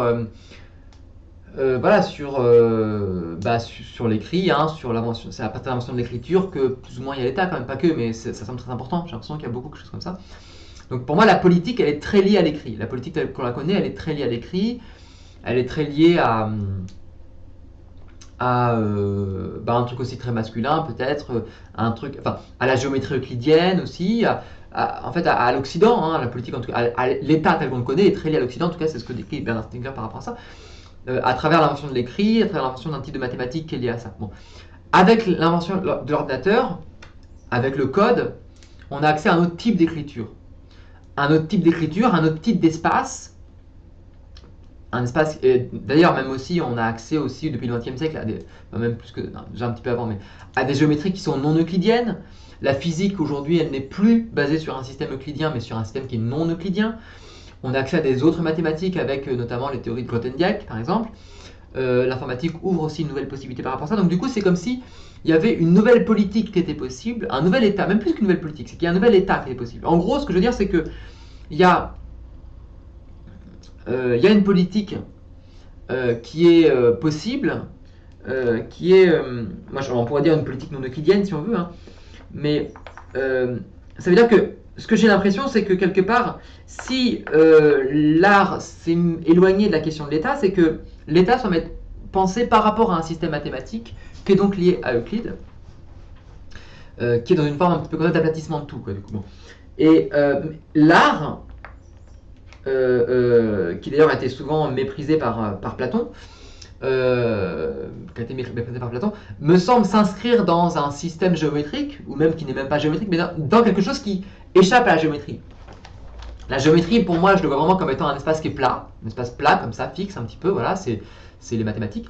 Et en fait, pour moi, l'art, c'est un peu plein de petites boules, un petit peu, c'est plein d'espaces comme ça qui ont chacun leur propre logique, leur propre géométrie, leur propre manière de fonctionner, un petit peu. Voilà, par exemple, eh bien, le théâtre, la performance, la poésie, machin. Bon. Chacun a ses petites boules, ses petits mondes, ses petites planètes, un petit peu. Et chaque planète a sa propre manière de penser. Et que ces manières de penser ne sont pas réduisibles à un espace plat, comme l'est l'État, la philosophie. Même si cet espace plat, il est quand même très efficace, très puissant, il est très large, il peut aller très loin. Voilà, mais c'est pas une planète, c'est en 3D, c'est pas en 2D, donc ça fonctionne pas. Bon, voilà, c'est pas plat, quoi. Bon. Donc du coup, il y a un truc toujours qui échappe complètement, quoi. Donc voilà. Ce que je crois aujourd'hui, c'est que précisément, et c'est ce qui m'intéresse, et là c'est un projet assez ambitieux hein, là-dessus, c'est de se dire, justement, depuis quelques siècles, on a un changement radical dans la conception mathématique, notamment, donc je disais à travers les non-euclidiens, à travers la théorie à travers les géométries non euclidiennes, à travers la théorie du chaos aussi, parce que je pense que la théorie du chaos c'est intriguant parce qu'elle ouvre quand même une espèce de, c'est qu'à partir d'un espace qui est justement très simple, on ouvre des trucs très chaotiques, on se dit qu'est-ce qui se passe. Et ça c'est très intriguant parce que ça suppose quelque part peut-être une ouverture vers une espèce de nouvelle géométrie quelque part. Parce que c'est ça que le chaos est ordonné quelque part. C'est quand même très impressionnant ça. Et notamment la question des attracteurs étranges. C'est vrai qu'il y a des figures qui sont des attracteurs étranges, qui sont différents et enfin, ça c'est très intriguant ça aussi, parce que pour moi ça ouvre peut-être l'accès à une nouvelle géométrie aussi. Bon. Donc voilà, théorie du chaos c'est quand même pas rien, quoi. C'est intriguant. Et puis c'est quand même un monde, ouais, bon bref. Et voilà, et en même temps voilà, aujourd'hui, bon, il y a même des penseurs aussi je pense en particulier à Alain Kohn ou Carlo Rovelli, des pensées en physique contemporaine qui tentent d'appliquer des modèles mathématiques encore plus complexes, de la géométrie non commutative par exemple, c'est ce qui est travaillé par Alain Kohn, dans lequel voilà, on a accès à des géométries qui ne respectent pas les règles classiques de composition et d'association des opérations classiques. Et ça c'est ce qui est proposé par Grothendieck, notamment à partir de Grothendieck on a accès à d'autres systèmes géométriques. Donc en fait, ce que je veux dire là-dedans c'est que là où la politique de l'État était lié à une géométrie, à un type de langage, si on veut, qui était lié à cette géométrie, qui est le langage lié à l'écrit, quoi, si on veut, et aussi lié quelque part à un système juridique, parce que tout le monde est sur ce même espace plat, et aussi du coup un système économique, parce que du coup tout le monde utilise le même système plat économique, qui est le marché, bon voilà. Donc on pense un petit peu c'est une pensée en une dimension, enfin en deux dimensions on va dire, en deux dimensions parce que c'est l'espace plat de la feuille, hein. Donc voilà, c'est une pensée comme ça simple, qui semble être le support, on va dire une espèce de méta-support, hein, comme une espèce d'ontologie ou bref, je sais pas comment dire ça, mais pour moi c'est une technologie de perception, c'est une technologie d'appui, quoi. Dire ça, mais je peux pas trouver un terme, mais voilà, qui est le fondement quelque part, le socle à la fois de la politique, du rapport au juridique, enfin de l'État, donc les lois qui sont appliquées sur cet espace-là aussi, qui sont voilà donc les mathématiques, je sais plus ce que je disais, bon, et même la question esthétique dans un sens, parce que quelque part le fait de faire disons, une certaine conception de l'art aussi, à partir de la Renaissance, par exemple. Parce qu'on peut dire que l'art, quelque part, il a ses mouvements propres, mais peut-être que l'art de la Renaissance, avec le tableau, par exemple, ou avec donc un tableau, mais qu'on peut quelque part vendre, qu'on peut échanger, qu'on peut donc il se comporte comme une sorte de marchandise. Mais pour moi, j'ai l'impression qu'il reste quand même, il reste encore dans cet espace-là presque un petit peu, peut-être, où il essaye peut-être de s'implanter là-dessus. C'est une manière quelque part d'avoir essayé de s'infiltrer dans l'espace de l'État un petit peu. Donc il y a déjà cette espèce de, pour moi c'est une coupe quoi. J'ai un peu l'impression qu'en fait une certaine forme d'art. Bon bref, je rentre pas dedans, mais c'est voilà, c'est essayer de s'implanter dessus, mais voilà, je me demande une idée, par exemple la perspective. J'ai l'impression que la question de la Renaissance, elle est beaucoup liée à la question de la perspective, et c'est comme si, avec la perspective, on se disait, tiens, c'est marrant, on peut sur un espace en 2 dimensions intégrer une 3e dimension. Et donc du coup, c'est comme si, justement, dans cet espace qui était plat, on arrivait quelque part à mettre un système de perspective qui permet d'avoir accès à quelque chose qui échappe au plat. Donc on arrivait à faire entre guillemets du non-euclidien. Ça veut dire qu'avec la perspective, on arrive à intégrer une 3e dimension, un 3e espace, dans cet espace qui avant était que en 2 dimensions. Et pour moi, c'est un petit peu ce truc-là. J'ai l'impression que c'est une manière un petit peu d'avoir un peu piraté le truc, d'avoir un peu ouvert une brèche un peu dans cet espace en 2 dimensions. Bon, voilà. Ce que j'ai l'impression, donc je reviens encore là-dessus, c'est que ce qui semble être le cas, je crois, c'est que quelque part, l'ordinateur, qui finalement est en 2 dimensions, hein, même en 1 dimension, enfin, en gros, c'est quoi l'ordinateur? C'est un petit peu, c'est du code, hein, donc c'est même, c'est même pas en 2 dimensions si on veut, hein, c'est vraiment du, parce que je dis que c'est en 2 dimensions, mais par exemple les mathématiques, enfin, en fait, la géométrie, elle va être en 2 dimensions parce qu'elle est sur un dessin. Alors on peut se dire, oui, mais en fait, le dessin, on peut quand même modéliser des volumes. Oui, mais le volume, il va être en perspective. Donc c'est l'invention de la perspective qui va d'intégrer un espace imaginaire en 3D dans un espace en 2 dimensions. Et il y a aussi du coup l'arithmétique, mais l'arithmétique c'est entre guillemets en 1 dimension. C'est-à-dire que l'arithmétique c'est quoi? C'est un langage qui va être lu quoi du coup, et qui va, c'est un système d'équations qui vont être lues à la suite, hein, et qui vont penser un algorithme et qui vont quelque part construire dans le temps, quelque part, qui vont produire dans le temps une projection qui va ensuite se mettre dans un espace. Mais j'ai l'impression que l'informatique, il va un peu plus loin que ça encore, parce que c'est aussi quelque part un algorithme, donc c'est une sorte d'arithmétique quelque part, mais qui produit un espace en 2 dimensions comme ici par exemple, mais aussi avec une caméra qui reproduit un espace en 3 dimensions, et on peut potentiellement penser même une 4e, une 5e, etc. On peut simuler beaucoup d'autres espaces. J'ai l'impression du coup qu'avec l'informatique, il y a en effet une espèce de, une évolution du mathématique en gros quelque part, et que ça, donc en fait c'est pas c'est un petit peu une extension de la perspective pour moi dans un sens si on veut, c'est-à-dire que c'est plus un espace qui est plat comme ça ou qui serait même en une seule ligne quelque part, c'est que parce que c'est vrai que je dis que c'est un truc en 2 dimensions, l'État, etc., mais peut-être que c'est d'abord en 1 dimension, c'est d'abord un texte de loi, hein. L'État, c'est d'abord un texte de loi, donc c'est toujours un truc, c'est un écrit, finalement, c'est une espèce de séquence d'ADN un petit peu. Là, du coup, c'est comme s'il y avait la possibilité, en effet, d'accéder à un truc beaucoup plus loin, et donc, du coup, avec l'informatique, de penser une autre politique, en gros, hein, d'accéder à la politique à un autre degré. Et en effet, ça veut dire, par exemple, la musique. Donc moi, je fais de la musique, je fais de l'électroacoustique au conservatoire. L'électroacoustique, même si c'est codé en effet, on n'est plus sur une partition en gamme tempérée, hein. On est sur, en effet, un traitement du son à un niveau très précis, et on peut aller très loin, et on peut enregistrer n'importe quel son. Ça, là, on peut l'enregistrer, on fait de la musique avec. Donc voilà, si je fais ça, là, si je fais... c'est du son, et je peux faire de la musique avec. Donc du coup, il y a une extension, quelque part, du domaine de la musique, qui est que là où la musique avant était pensée comme étant justement une partition, là ça ouvre une autre dimension à la partition, où quelque part on peut, vraiment elle devient beaucoup plus riche, quoi. Et c'est pareil pour la politique, c'est pour ça qu'on a ce truc là qui est possible. Donc moi je me dis, comment on pourrait faire une sorte de post-politique en gros, c'est une politique qui est un dépassement, quoi. De la même manière que la musique électroacoustique, on peut mettre dedans de la musique tonale, mais que ça ouvre la musique tonale à ce qui avant était considéré comme étant insignifiant pour la musique tonale, ça veut dire du bruit. Du coup, ça devient au contraire un espace de très grande créativité, d'ouverture. De quelle manière, au niveau du politique, on peut faire pareil. Ça veut dire penser dans un au-delà de l'espace du politique, des choses qui étaient considérées comme étant insignifiantes. De quelle manière des domaines qui étaient considérés comme étant insignifiants peuvent être inclus dans cet espace-là, dans ce nouvel espace politique, quoi. C'est un petit peu l'idée, quoi. Bon. Voilà. Pour moi, c'est un petit peu... bon, c'est ce que décrit pour moi Bernard Stiegler, mais j'ai l'impression qu'il le décrit comme étant, en tant que philosophe, mais moi, c'est comme si on pouvait essayer de le penser en termes artistiques, quoi. Vraiment de se dire maintenant comment on le construit artistiquement, quoi. Voilà. Donc voilà, donc une sorte de politique non euclidienne, si on veut. Hein.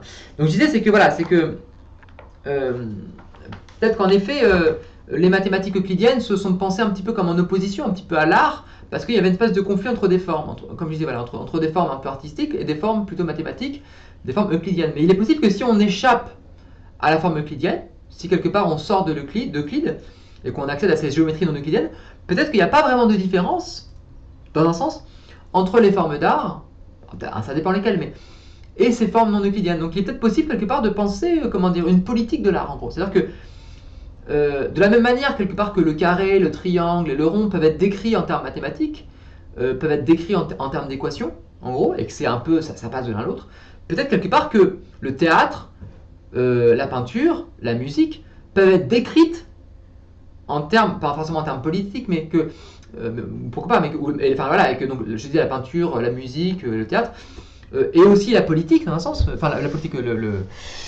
ouais, la mathématique peut-être peuvent être décrites dans un sens à partir d'un même système d'équations entre guillemets. Hein. Par exemple, c'est bête, hein, mais le théâtre,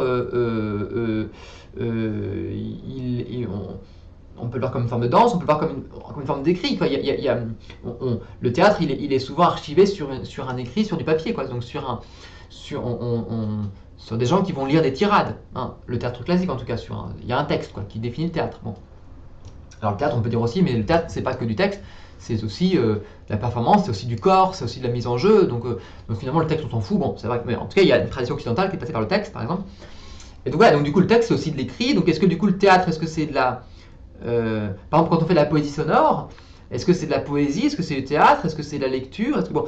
Et aujourd'hui, c'est vrai quelque part que tous ces... Comment dire, j'ai l'impression que dans une logique un peu transdisciplinaire, bon, la frontière entre le théâtre et la peinture... Bon, enfin voilà, c'est un peu... ça se lie tout ça. Enfin, la performance, elle est pensée d'un point de vue des arts visuels, du point de vue de la poésie, plein de choses. Donc la performance, par exemple, elle semble pouvoir intégrer un ensemble de... voilà, quand je peins, est-ce que c'est une performance ou est-ce que c'est de la peinture? Bon, voilà. Donc ces choses-là sont liées quelque part. Pour moi, toutes ces traditions semblent se lier, et je pense qu'elles peuvent se lier aussi parce que précisément, en fait, on a l'impression qu'il y a une séparation entre les différents arts, hein, entre la peinture, la sculpture, machin. Mais cette séparation-là, elle me semble être liée à une découpe qui est liée un peu à l'Occident. Peut-être qu'elle est liée au néolithique, je suis pas sûr de ça, j'en sais rien. Mais j'ai l'impression qu'il y a une découpe, peut-être ou même au moment de l'État, du coup, mais il y a une découpe. J'ai l'impression que c'est l'Occident qui fait une découpe, dans un sens, en découpant les différents régimes de sens. Mais ce que je pense, c'est qu'on peut penser un art généraliste qui vise quelque part à revenir, peut-être un petit peu à un monde un peu ancien, si on veut, mais qui peut être tout à fait contemporain, qui est de se dire, est-ce qu'on ne peut pas revenir à une pratique généraliste qui fait qu'on ne pense pas les médiums comme étant séparés les uns des autres? Cette séparation-là, elle correspond à un moment particulier de l'histoire, dans lequel, à une période historique, et qui peut se continuer, hein, d'ailleurs, je sais pas, j'ai rien contre, mais qu'il y a, on va dire, une conception de l'art dans laquelle les formes d'art sont séparées, et donc c'est bien, parce qu'on peut explorer des choses, mais c'est juste un paradigme. Il y aurait un autre paradigme, plus généraliste, dans lequel l'art n'est pas séparé, ni de la vie quotidienne, ni les uns des autres, ni de la science, il y a juste la culture, en gros, et la culture, c'est l'ensemble des formes qui existent dans le monde, et c'est un plan, c'est une modalité du monde qui se regarde, mais que toutes ces choses-là peuvent être mélangées comme on veut, quoi. Donc il n'y a pas de problème. Bon, on n'est pas obligé de garantir une pureté des médiums. Quoi. Bon, ça c'est un truc assez classique en art, bon, mais voilà. Donc voilà, pour moi ça joue dans une... Et pour moi justement, j'ai l'impression que ça se joue dans une logique non euclidienne. J'ai l'impression qu'en fait, ce qui sépare tout, c'est l'euclidien, qui va tout découper un petit peu. Alors que justement, si on change de géométrie, entre guillemets, et qu'on pense une géométrie qui essaie de sortir du non euclidien, enfin sortir de l'euclidien en gros, mais peut-être que même aussi, pour moi, il faut peut-être même sortir même de la formalisation, peut-être un petit peu. Mais en tout cas, il semble qu'il y ait la possibilité ici de construire un paradigme commun, un petit peu, voilà. Et pour moi, c'est ça que j'ai l'impression que Grothendieck propose quelque chose qui pourrait être de cet ordre-là, quoi. Que, en fait, une nouvelle mathématique est possible, et donc du coup, un nouvel art est possible aussi, une nouvelle politique est possible à partir de ça. À partir du fait que, quelque part, en défaisant les fondements, on ouvre d'autres possibilités, d'autres fondements possibles, en gros. C'est ce que j'essaie de faire aussi pour moi, hein. J'essaie d'appliquer quelque part les principes de... Enfin, l'esprit de Grothendieck à la question artistique, en gros. Voilà. Donc j'ai parlé de tout ça, théorie critique. Ouais, ce qui est fort aussi, c'est qu'en art aussi, enfin, pour l'action politique, c'est qu'en art, depuis longtemps, il y a, enfin depuis longtemps, en tout cas en esthétique, il y a quand même un terreau puissant de la question théorique, quoi. Je pense en particulier à Rancière, à Agamben, à Badiou, à Deleuze, à Foucault. Enfin, il y a toute enfin Foucault, je sais pas ce qu'il a écrit sur l'art, mais il y a toute une tradition quand même quelque part philosophique et critique qui s'appuie sur l'histoire de l'art. Enfin sur l'art, sur une certaine histoire de l'art. Quand je dis ça, c'est au sens où je ne sais pas si on peut parler d'une histoire de l'art. Je ne sais pas si ça existe, l'histoire de l'art. Je sais pas si. Est-ce que l'art a une histoire? C'est une question compliquée. Bon. Mais en tout cas, voilà, il y a ce rapport-là qui se joue. Et en effet, je crois que c'est Badiou qui en parle, mais c'est vrai que soit quelque part l'art c'est beaucoup appuyé sur l'art, enfin la philosophie c'est plutôt appuyé sur l'art, ou plutôt appuyé sur les mathématiques. Je crois qu'aujourd'hui, et en effet, voilà, c'est mathématiques, voilà, et en effet, il y a eu souvent une scission entre les deux, entre d'un côté les mathématiques, de l'autre côté l'art.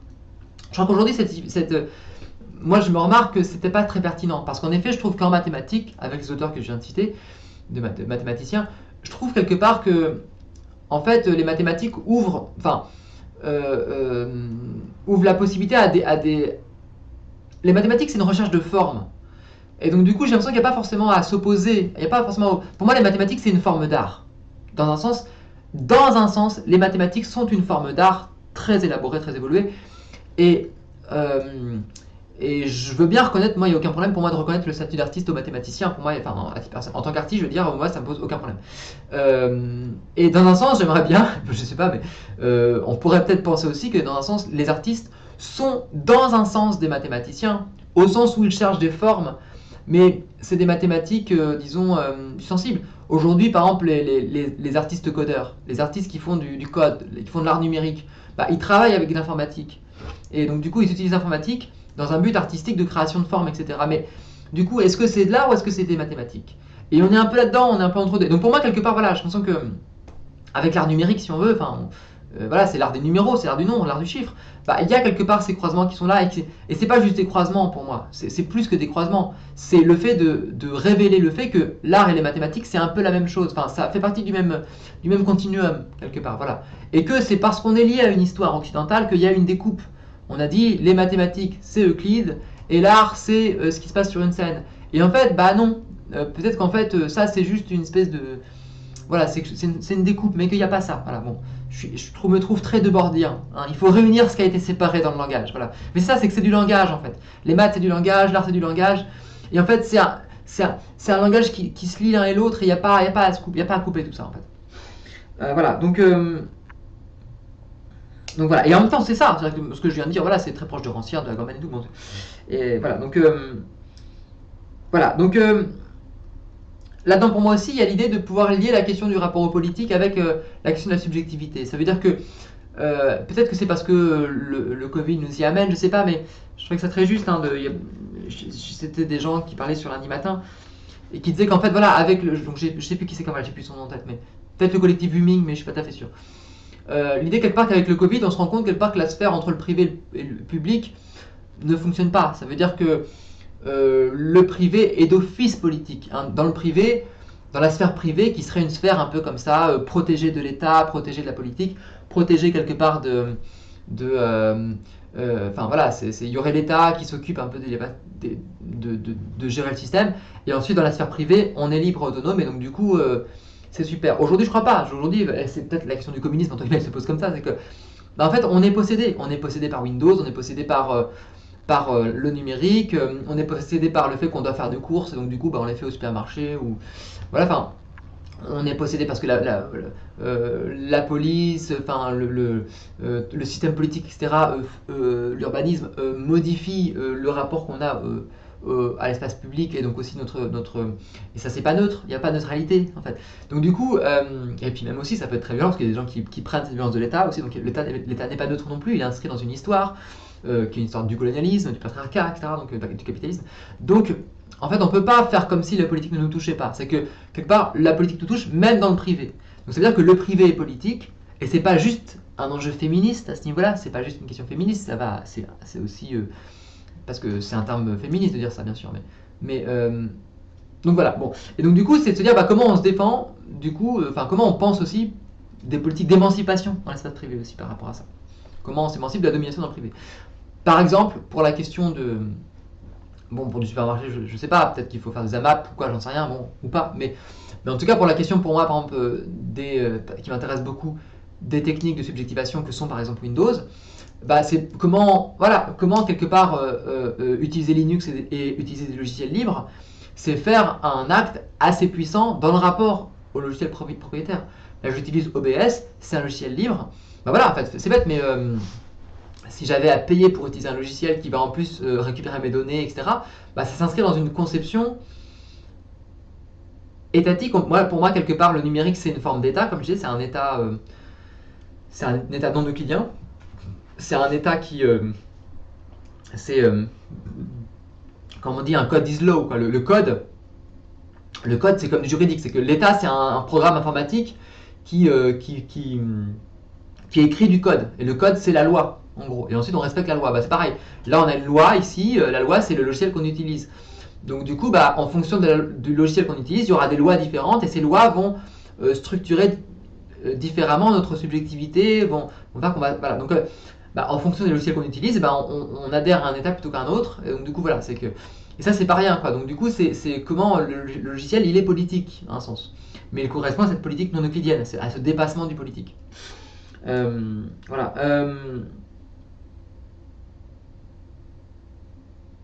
Donc voilà. Donc peut-être dans un sens quelque part que, avec tout ce que je viens de dire, que la question du politique ici, elle a peut-être pas à se penser forcément dans l'idée de prendre, enfin de penser à un parti politique qui consisterait à prendre les structures d'État par exemple, ou à s'inscrire par rapport à l'État, même si c'est intéressant de s'inscrire par rapport à l'État. Je pense que c'est parce que c'est quand même une tradition occidentale qui est très ancienne et très importante. Mais voilà, c'est un petit peu comment en tout cas on lit le rapport entre l'État et l'art. L'art en fait est intéressant parce que pour moi il agit dans un espèce de dans un à côté de l'État, dans un à côté aussi aux mathématiques euclidiennes, et donc du coup il permet quelque part de contrebalancer la question du rapport à l'État et du rapport aux mathématiques, d'avoir comment dire, une opposition, il est critique là-dessus par rapport à ça, et en même temps, justement, est-ce qu'avec l'informatique, avec les nouvelles formes mathématiques, on n'a pas une réconciliation de ça, du coup une espèce de dépassement, en fait un peu, il s'agirait de penser quelque part comment dire, un dépassement du platonisme, un petit peu. Hein. Là où Platon aurait voulu faire une mathématique qui s'opposerait à l'art, un petit peu, que le plan mathématique serait le plan des philosophes et qu'on pourrait enfin échapper à l'art, il s'agirait au contraire de penser que l'art c'est une forme de philosophie, la philosophie c'est une forme d'art, et que les mathématiques sont une forme d'art à condition quelque part qu'ils échappent à une forme un peu autoritaire, peut-être euclidienne. En fait, il s'agit de défoncer Euclide, hein. En gros c'est pas compliqué, hein. C'est un peu ça. Quoi. Et de voir comment on peut retrouver une sorte de cohérence dans tout ça, quoi. Une espèce d'unification, un petit peu. J'ai marqué plein d'unification, c'est mieux. D'unification pour moi entre toutes ces choses-là. Et peut-être que cette unification, bah justement, elle permet de se dire que, en effet, on peut se préoccuper de l'État parce que c'est un truc important, mais quand même. Mais en même temps, voilà, l'art dépasse complètement l'État, quoi. Que l'art, c'est un petit peu un état en 3D, quoi. Un état en plus, quoi, du coup. Et que du coup, peut-être que l'informatique peut être pour moi, l'informatique peut être vue comme un peu comme a voulu faire un peu l'art conceptuel dans un sens. Ça veut dire une espèce de structure. Si l'art conceptuel peut être pensé comme étant une plateforme ou une antenne qui permet de lier entre eux différents médiums. Hein. Par exemple, on va dire, je sais pas, John Cage, c'est un peu un artiste conceptuel musicien. Duchamp, c'est un artiste conceptuel plutôt de l'ordre du white cube. Il y aurait, je sais pas moi, Artaud, mettons Artaud, un artiste conceptuel, mettons du théâtre, et puis mettons, je sais pas, bon, même si c'est plus après, mais Ivan Malovac, artiste conceptuel de la BD, bah du coup, le fait qu'ils soient artistes conceptuels, ils se connaissent, ils font un groupe ensemble, mais chacun, ils viennent d'un milieu séparé, donc c'est une sorte de syndicat des arts pour moi, c'est une manière un petit peu d'avoir une plateforme, l'art conceptuel, qui permet et c'est en effet, c'est la pensée situationniste, elle s'inscrit aussi comme ça, hein, comme étant non pas forcément quelque part un refus de la spécialisation, mais plutôt le fait de se placer sur un plan qui traverse différentes spécialisations. Et là c'est pareil, pour moi, c'est de dire de quelle manière l'informatique, qui traverse aussi à la fois le champ de la politique, de l'art, de différents systèmes culturels, etc. On pourrait le penser comme étant du coup une nouvelle politique qui permettrait de lier ensemble toutes ces choses-là et de faire des ponts, des relais quelque part qui permettrait de défaire la tension entre toutes ces choses-là. Alors moi c'est déjà ce qui se passe, hein, c'est déjà ce qui se passe, moi j'invente rien, hein, mais voilà, mais comment peut-être le penser, le structurer presque, voilà, au niveau des fondements, ce que ça pose, quoi, du coup, comme changement dans les fondements, dans les mathématiques, dans tout le reste, quoi. C'est un petit peu dans tout ce que je viens de dire, quoi, voilà. Donc voilà, donc c'est pour ça que voilà. Donc du coup l'idée ici de fonder, donc je reviens là-dessus, du coup l'idée de fonder un parti, peut-être qu'en effet il y aurait l'idée de fonder peut-être un parti quelque part, mais peut-être que ça serait à la fois un parti, finalement de se dire que en fait c'est un parti en 3D, quoi, un parti en perspective. Peut-être quelque part qu'on peut se dire que ce qui m'intéresse de fonder c'est une bulle, peut-être, une sorte de bulle, je sais pas comment dire ça. Bulle, c'est intense que ça renvoie un peu à la BD, bon, c'est rigolo. Bon, c'est une sorte de bulle ou une forme de système, si on veut, ou un système, peut-être un système d'exploitation. Système, c'est pas mal fait de système aussi, parce que système, ça renvoie à la fois à la subjectivité, hein, parce que le système, c'est un terme qui est utilisé par des gens qui sont TDI et qui parlent de la subjectivité comme un système, mais moi je pense que la subjectivité, elle est dissociée, c'est un système aussi, donc bon, au sens de l'essien. On peut dire qu'un parti, c'est un système politique, c'est une manière d'organiser politiquement quelque part des groupes, une politique qui ensuite va pouvoir se mettre au niveau de l'État et qui va faire voilà, la République est une sorte de métasystème quelque part qui fait que des systèmes de partis sont mis en concurrence pour savoir lequel va pouvoir être mis en haut et va pouvoir diriger. Et puis pareil, la technologie c'est un système, donc je le dis aussi. Puis le capitalisme c'est aussi vu comme en tout cas ce qu'on appelle un système économique. Un système économique, qu'il soit capitaliste ou pas, c'est aussi un système. Et qu'une entreprise c'est quoi? C'est un système économique qui essaie de voir si ça fonctionne ou pas. Et donc du coup, l'idée voilà, c'est que si elle fonctionne, elle va grossir, elle va prendre plus de place, elle va manger d'autres systèmes et tout. Enfin, donc c'est une logique de système. Et donc du coup, voilà, il y a une logique un peu informatique. Et donc moi je me dis, bah, moi ce qui m'intéresse, c'est de fonder un système. Et que ce système, il se place sur un plan, quelque part, qui, en fonction de où on le regarde, eh bien, il soit simultanément politique, économique, technologique, artistique, voilà. Et donc du coup, voilà, c'est un peu ce truc-là, c'est qu'il soit un petit peu entre ces choses-là. Bon voilà, de la même manière que Rauschenberg, lorsqu'il peint son lit, hein, c'est un théoricien, il a peint son lit, bah, en peignant son lit, il fait simultanément de la peinture, de la sculpture et une œuvre un peu théorique, si on veut, parce que du coup, enfin, un acte un petit peu expérimental, parce qu'on ne sait pas trop comment le situer du coup. Donc c'est voilà, quand Paul de Vautour, ça m'intrigue aussi là-dessus parce que c'est un peu la continuité de ça pour moi. Quand quelque part il fait euh, avec, moi je sais plus comment ça s'appelle, mais il fait sa collection. C'est un collectionneur, mais dans la collection qu'il fait, en fait, les artistes qu'il collectionne, c'est lui-même en fait. C'est-à-dire que c'est des. Alors il n'y a pas que Paul de Vautour, il y a aussi il y a aussi sa femme, ils sont deux. Hein. C'est la collection Paul. Je crois que c'est la collection Ramonache, je crois. Mais c'est terrible, je sais plus le nom de sa femme, donc ça c'est pas terrible, ça c'est bon, je me renseignerai. Mais c'est vrai que c'est souvent Paul de Vautour qui est souvent mis en avant comme figure, comme souvent dans ces cas-là où la femme est souvent mise de côté, et je reproduis ce truc-là que j'aime pas faire ça, mais tant pis. Donc voilà, avec cette idée justement qu'il y a il n'y a pas d'un côté les artistes, de l'autre côté les marchands, de l'autre côté les collectionneurs, et de l'autre côté les théoriciens, mais eux du coup ils vont à la fois faire des œuvres d'artistes, et donc faire des artistes, faire des biographies d'artistes, inventer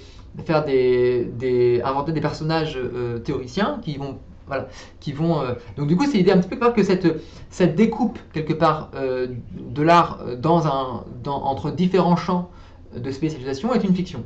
Et c'est pareil, ça veut dire que là, moi, ce qui m'intéresse, c'est de se dire de quelle manière la découpe du champ disciplinaire entre sciences, art, politique, philosophie, etc., c'est aussi une fiction, parce que c'est toujours des manières comment dire, toujours des différentes perspectives du même truc, du même objet, quoi. Voilà. Et donc je pense qu'il y a possibilité de construire un méta-objet qui serait du coup dans des systèmes de méta-perspective, qui serait, bon, que j'appelle ici un système, je ne sais pas comment dire ça autrement, qui serait simultanément un objet mathématique, philosophique, artistique, politique, etc., qui travaillerait sur ces plans-là en même temps. Voilà. Et ça serait du coup pour moi une sorte de nouvelle œuvre. Voilà, une œuvre, parce que quelque part j'ai essayé de faire un art sans œuvre, c'était intéressant, et là il s'agirait presque de faire une œuvre sans art. Hein. Une œuvre qui soit du coup une œuvre pour elle-même, peut-être un objet œuvre sur lequel on puisse s'appuyer. Voilà. Voilà. Parce que du coup, faire un art sans œuvre, c'était passionnant, c'était très intéressant, mais ça devient un truc énorme, quoi, du coup, et voilà, du coup, tout devient un espace d'exploration, c'est magnifique. Alors j'ai envie de continuer ce truc-là, mais voilà, pour moi, ça s'agirait, voilà, c'est peut-être ça, quoi. Là où j'ai fait un art sans œuvre, maintenant, j'ai de faire un œuvre sans art, et et peut-être après peut-être faire autre chose, je sais pas, un dépassement de cette question-là, mais voilà. J'arrête là. Je pense que j'ai dit pas mal de choses. Mais voilà, donc du coup, je compte voilà, continuer de créer ces questions de partie et tout ça. Peut-être que dans un temps, il faudra peut-être. Le plus simple pour moi, c'est quand même de se dire, bah, puisque quelque part, ce système-là, il n'existe pas sur un seul plan, il faut quand même quelque part l'enregistrer sur des plans. Il faut qu'il puisse exister sur des plans, en fait. Et comme pour l'instant, bah, il y a quand même différents plans, moi je vois vraiment un objet en 3 dimensions, on va dire, mais que la politique, l'art, la philosophie, c'est en 2 dimensions. Donc il s'agit quand même de l'enregistrer quelque part, et donc du coup, bah, ce serait donc le même objet, ce serait le système, on va dire, hein, je vais mettre ça comme ça, c'est le système. Presque un système unifié, presque, hein, je sais pas comment dire. Voilà.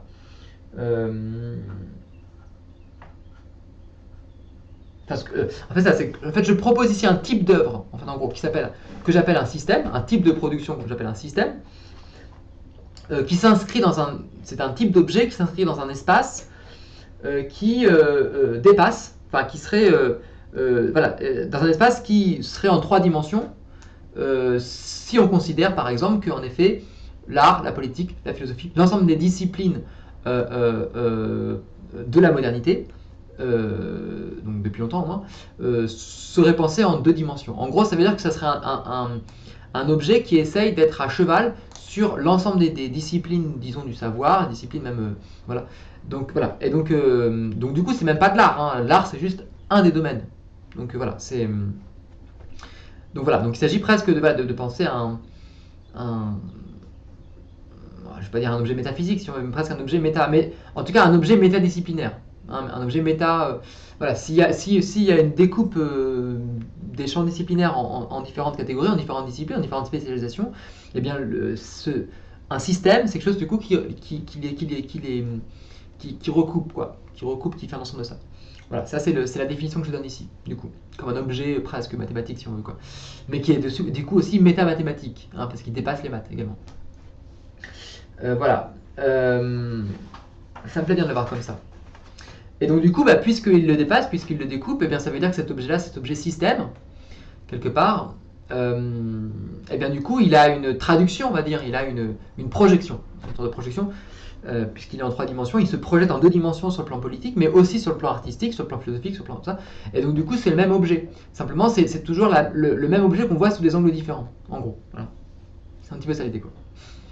J'arrête ici cette question-là. Au revoir.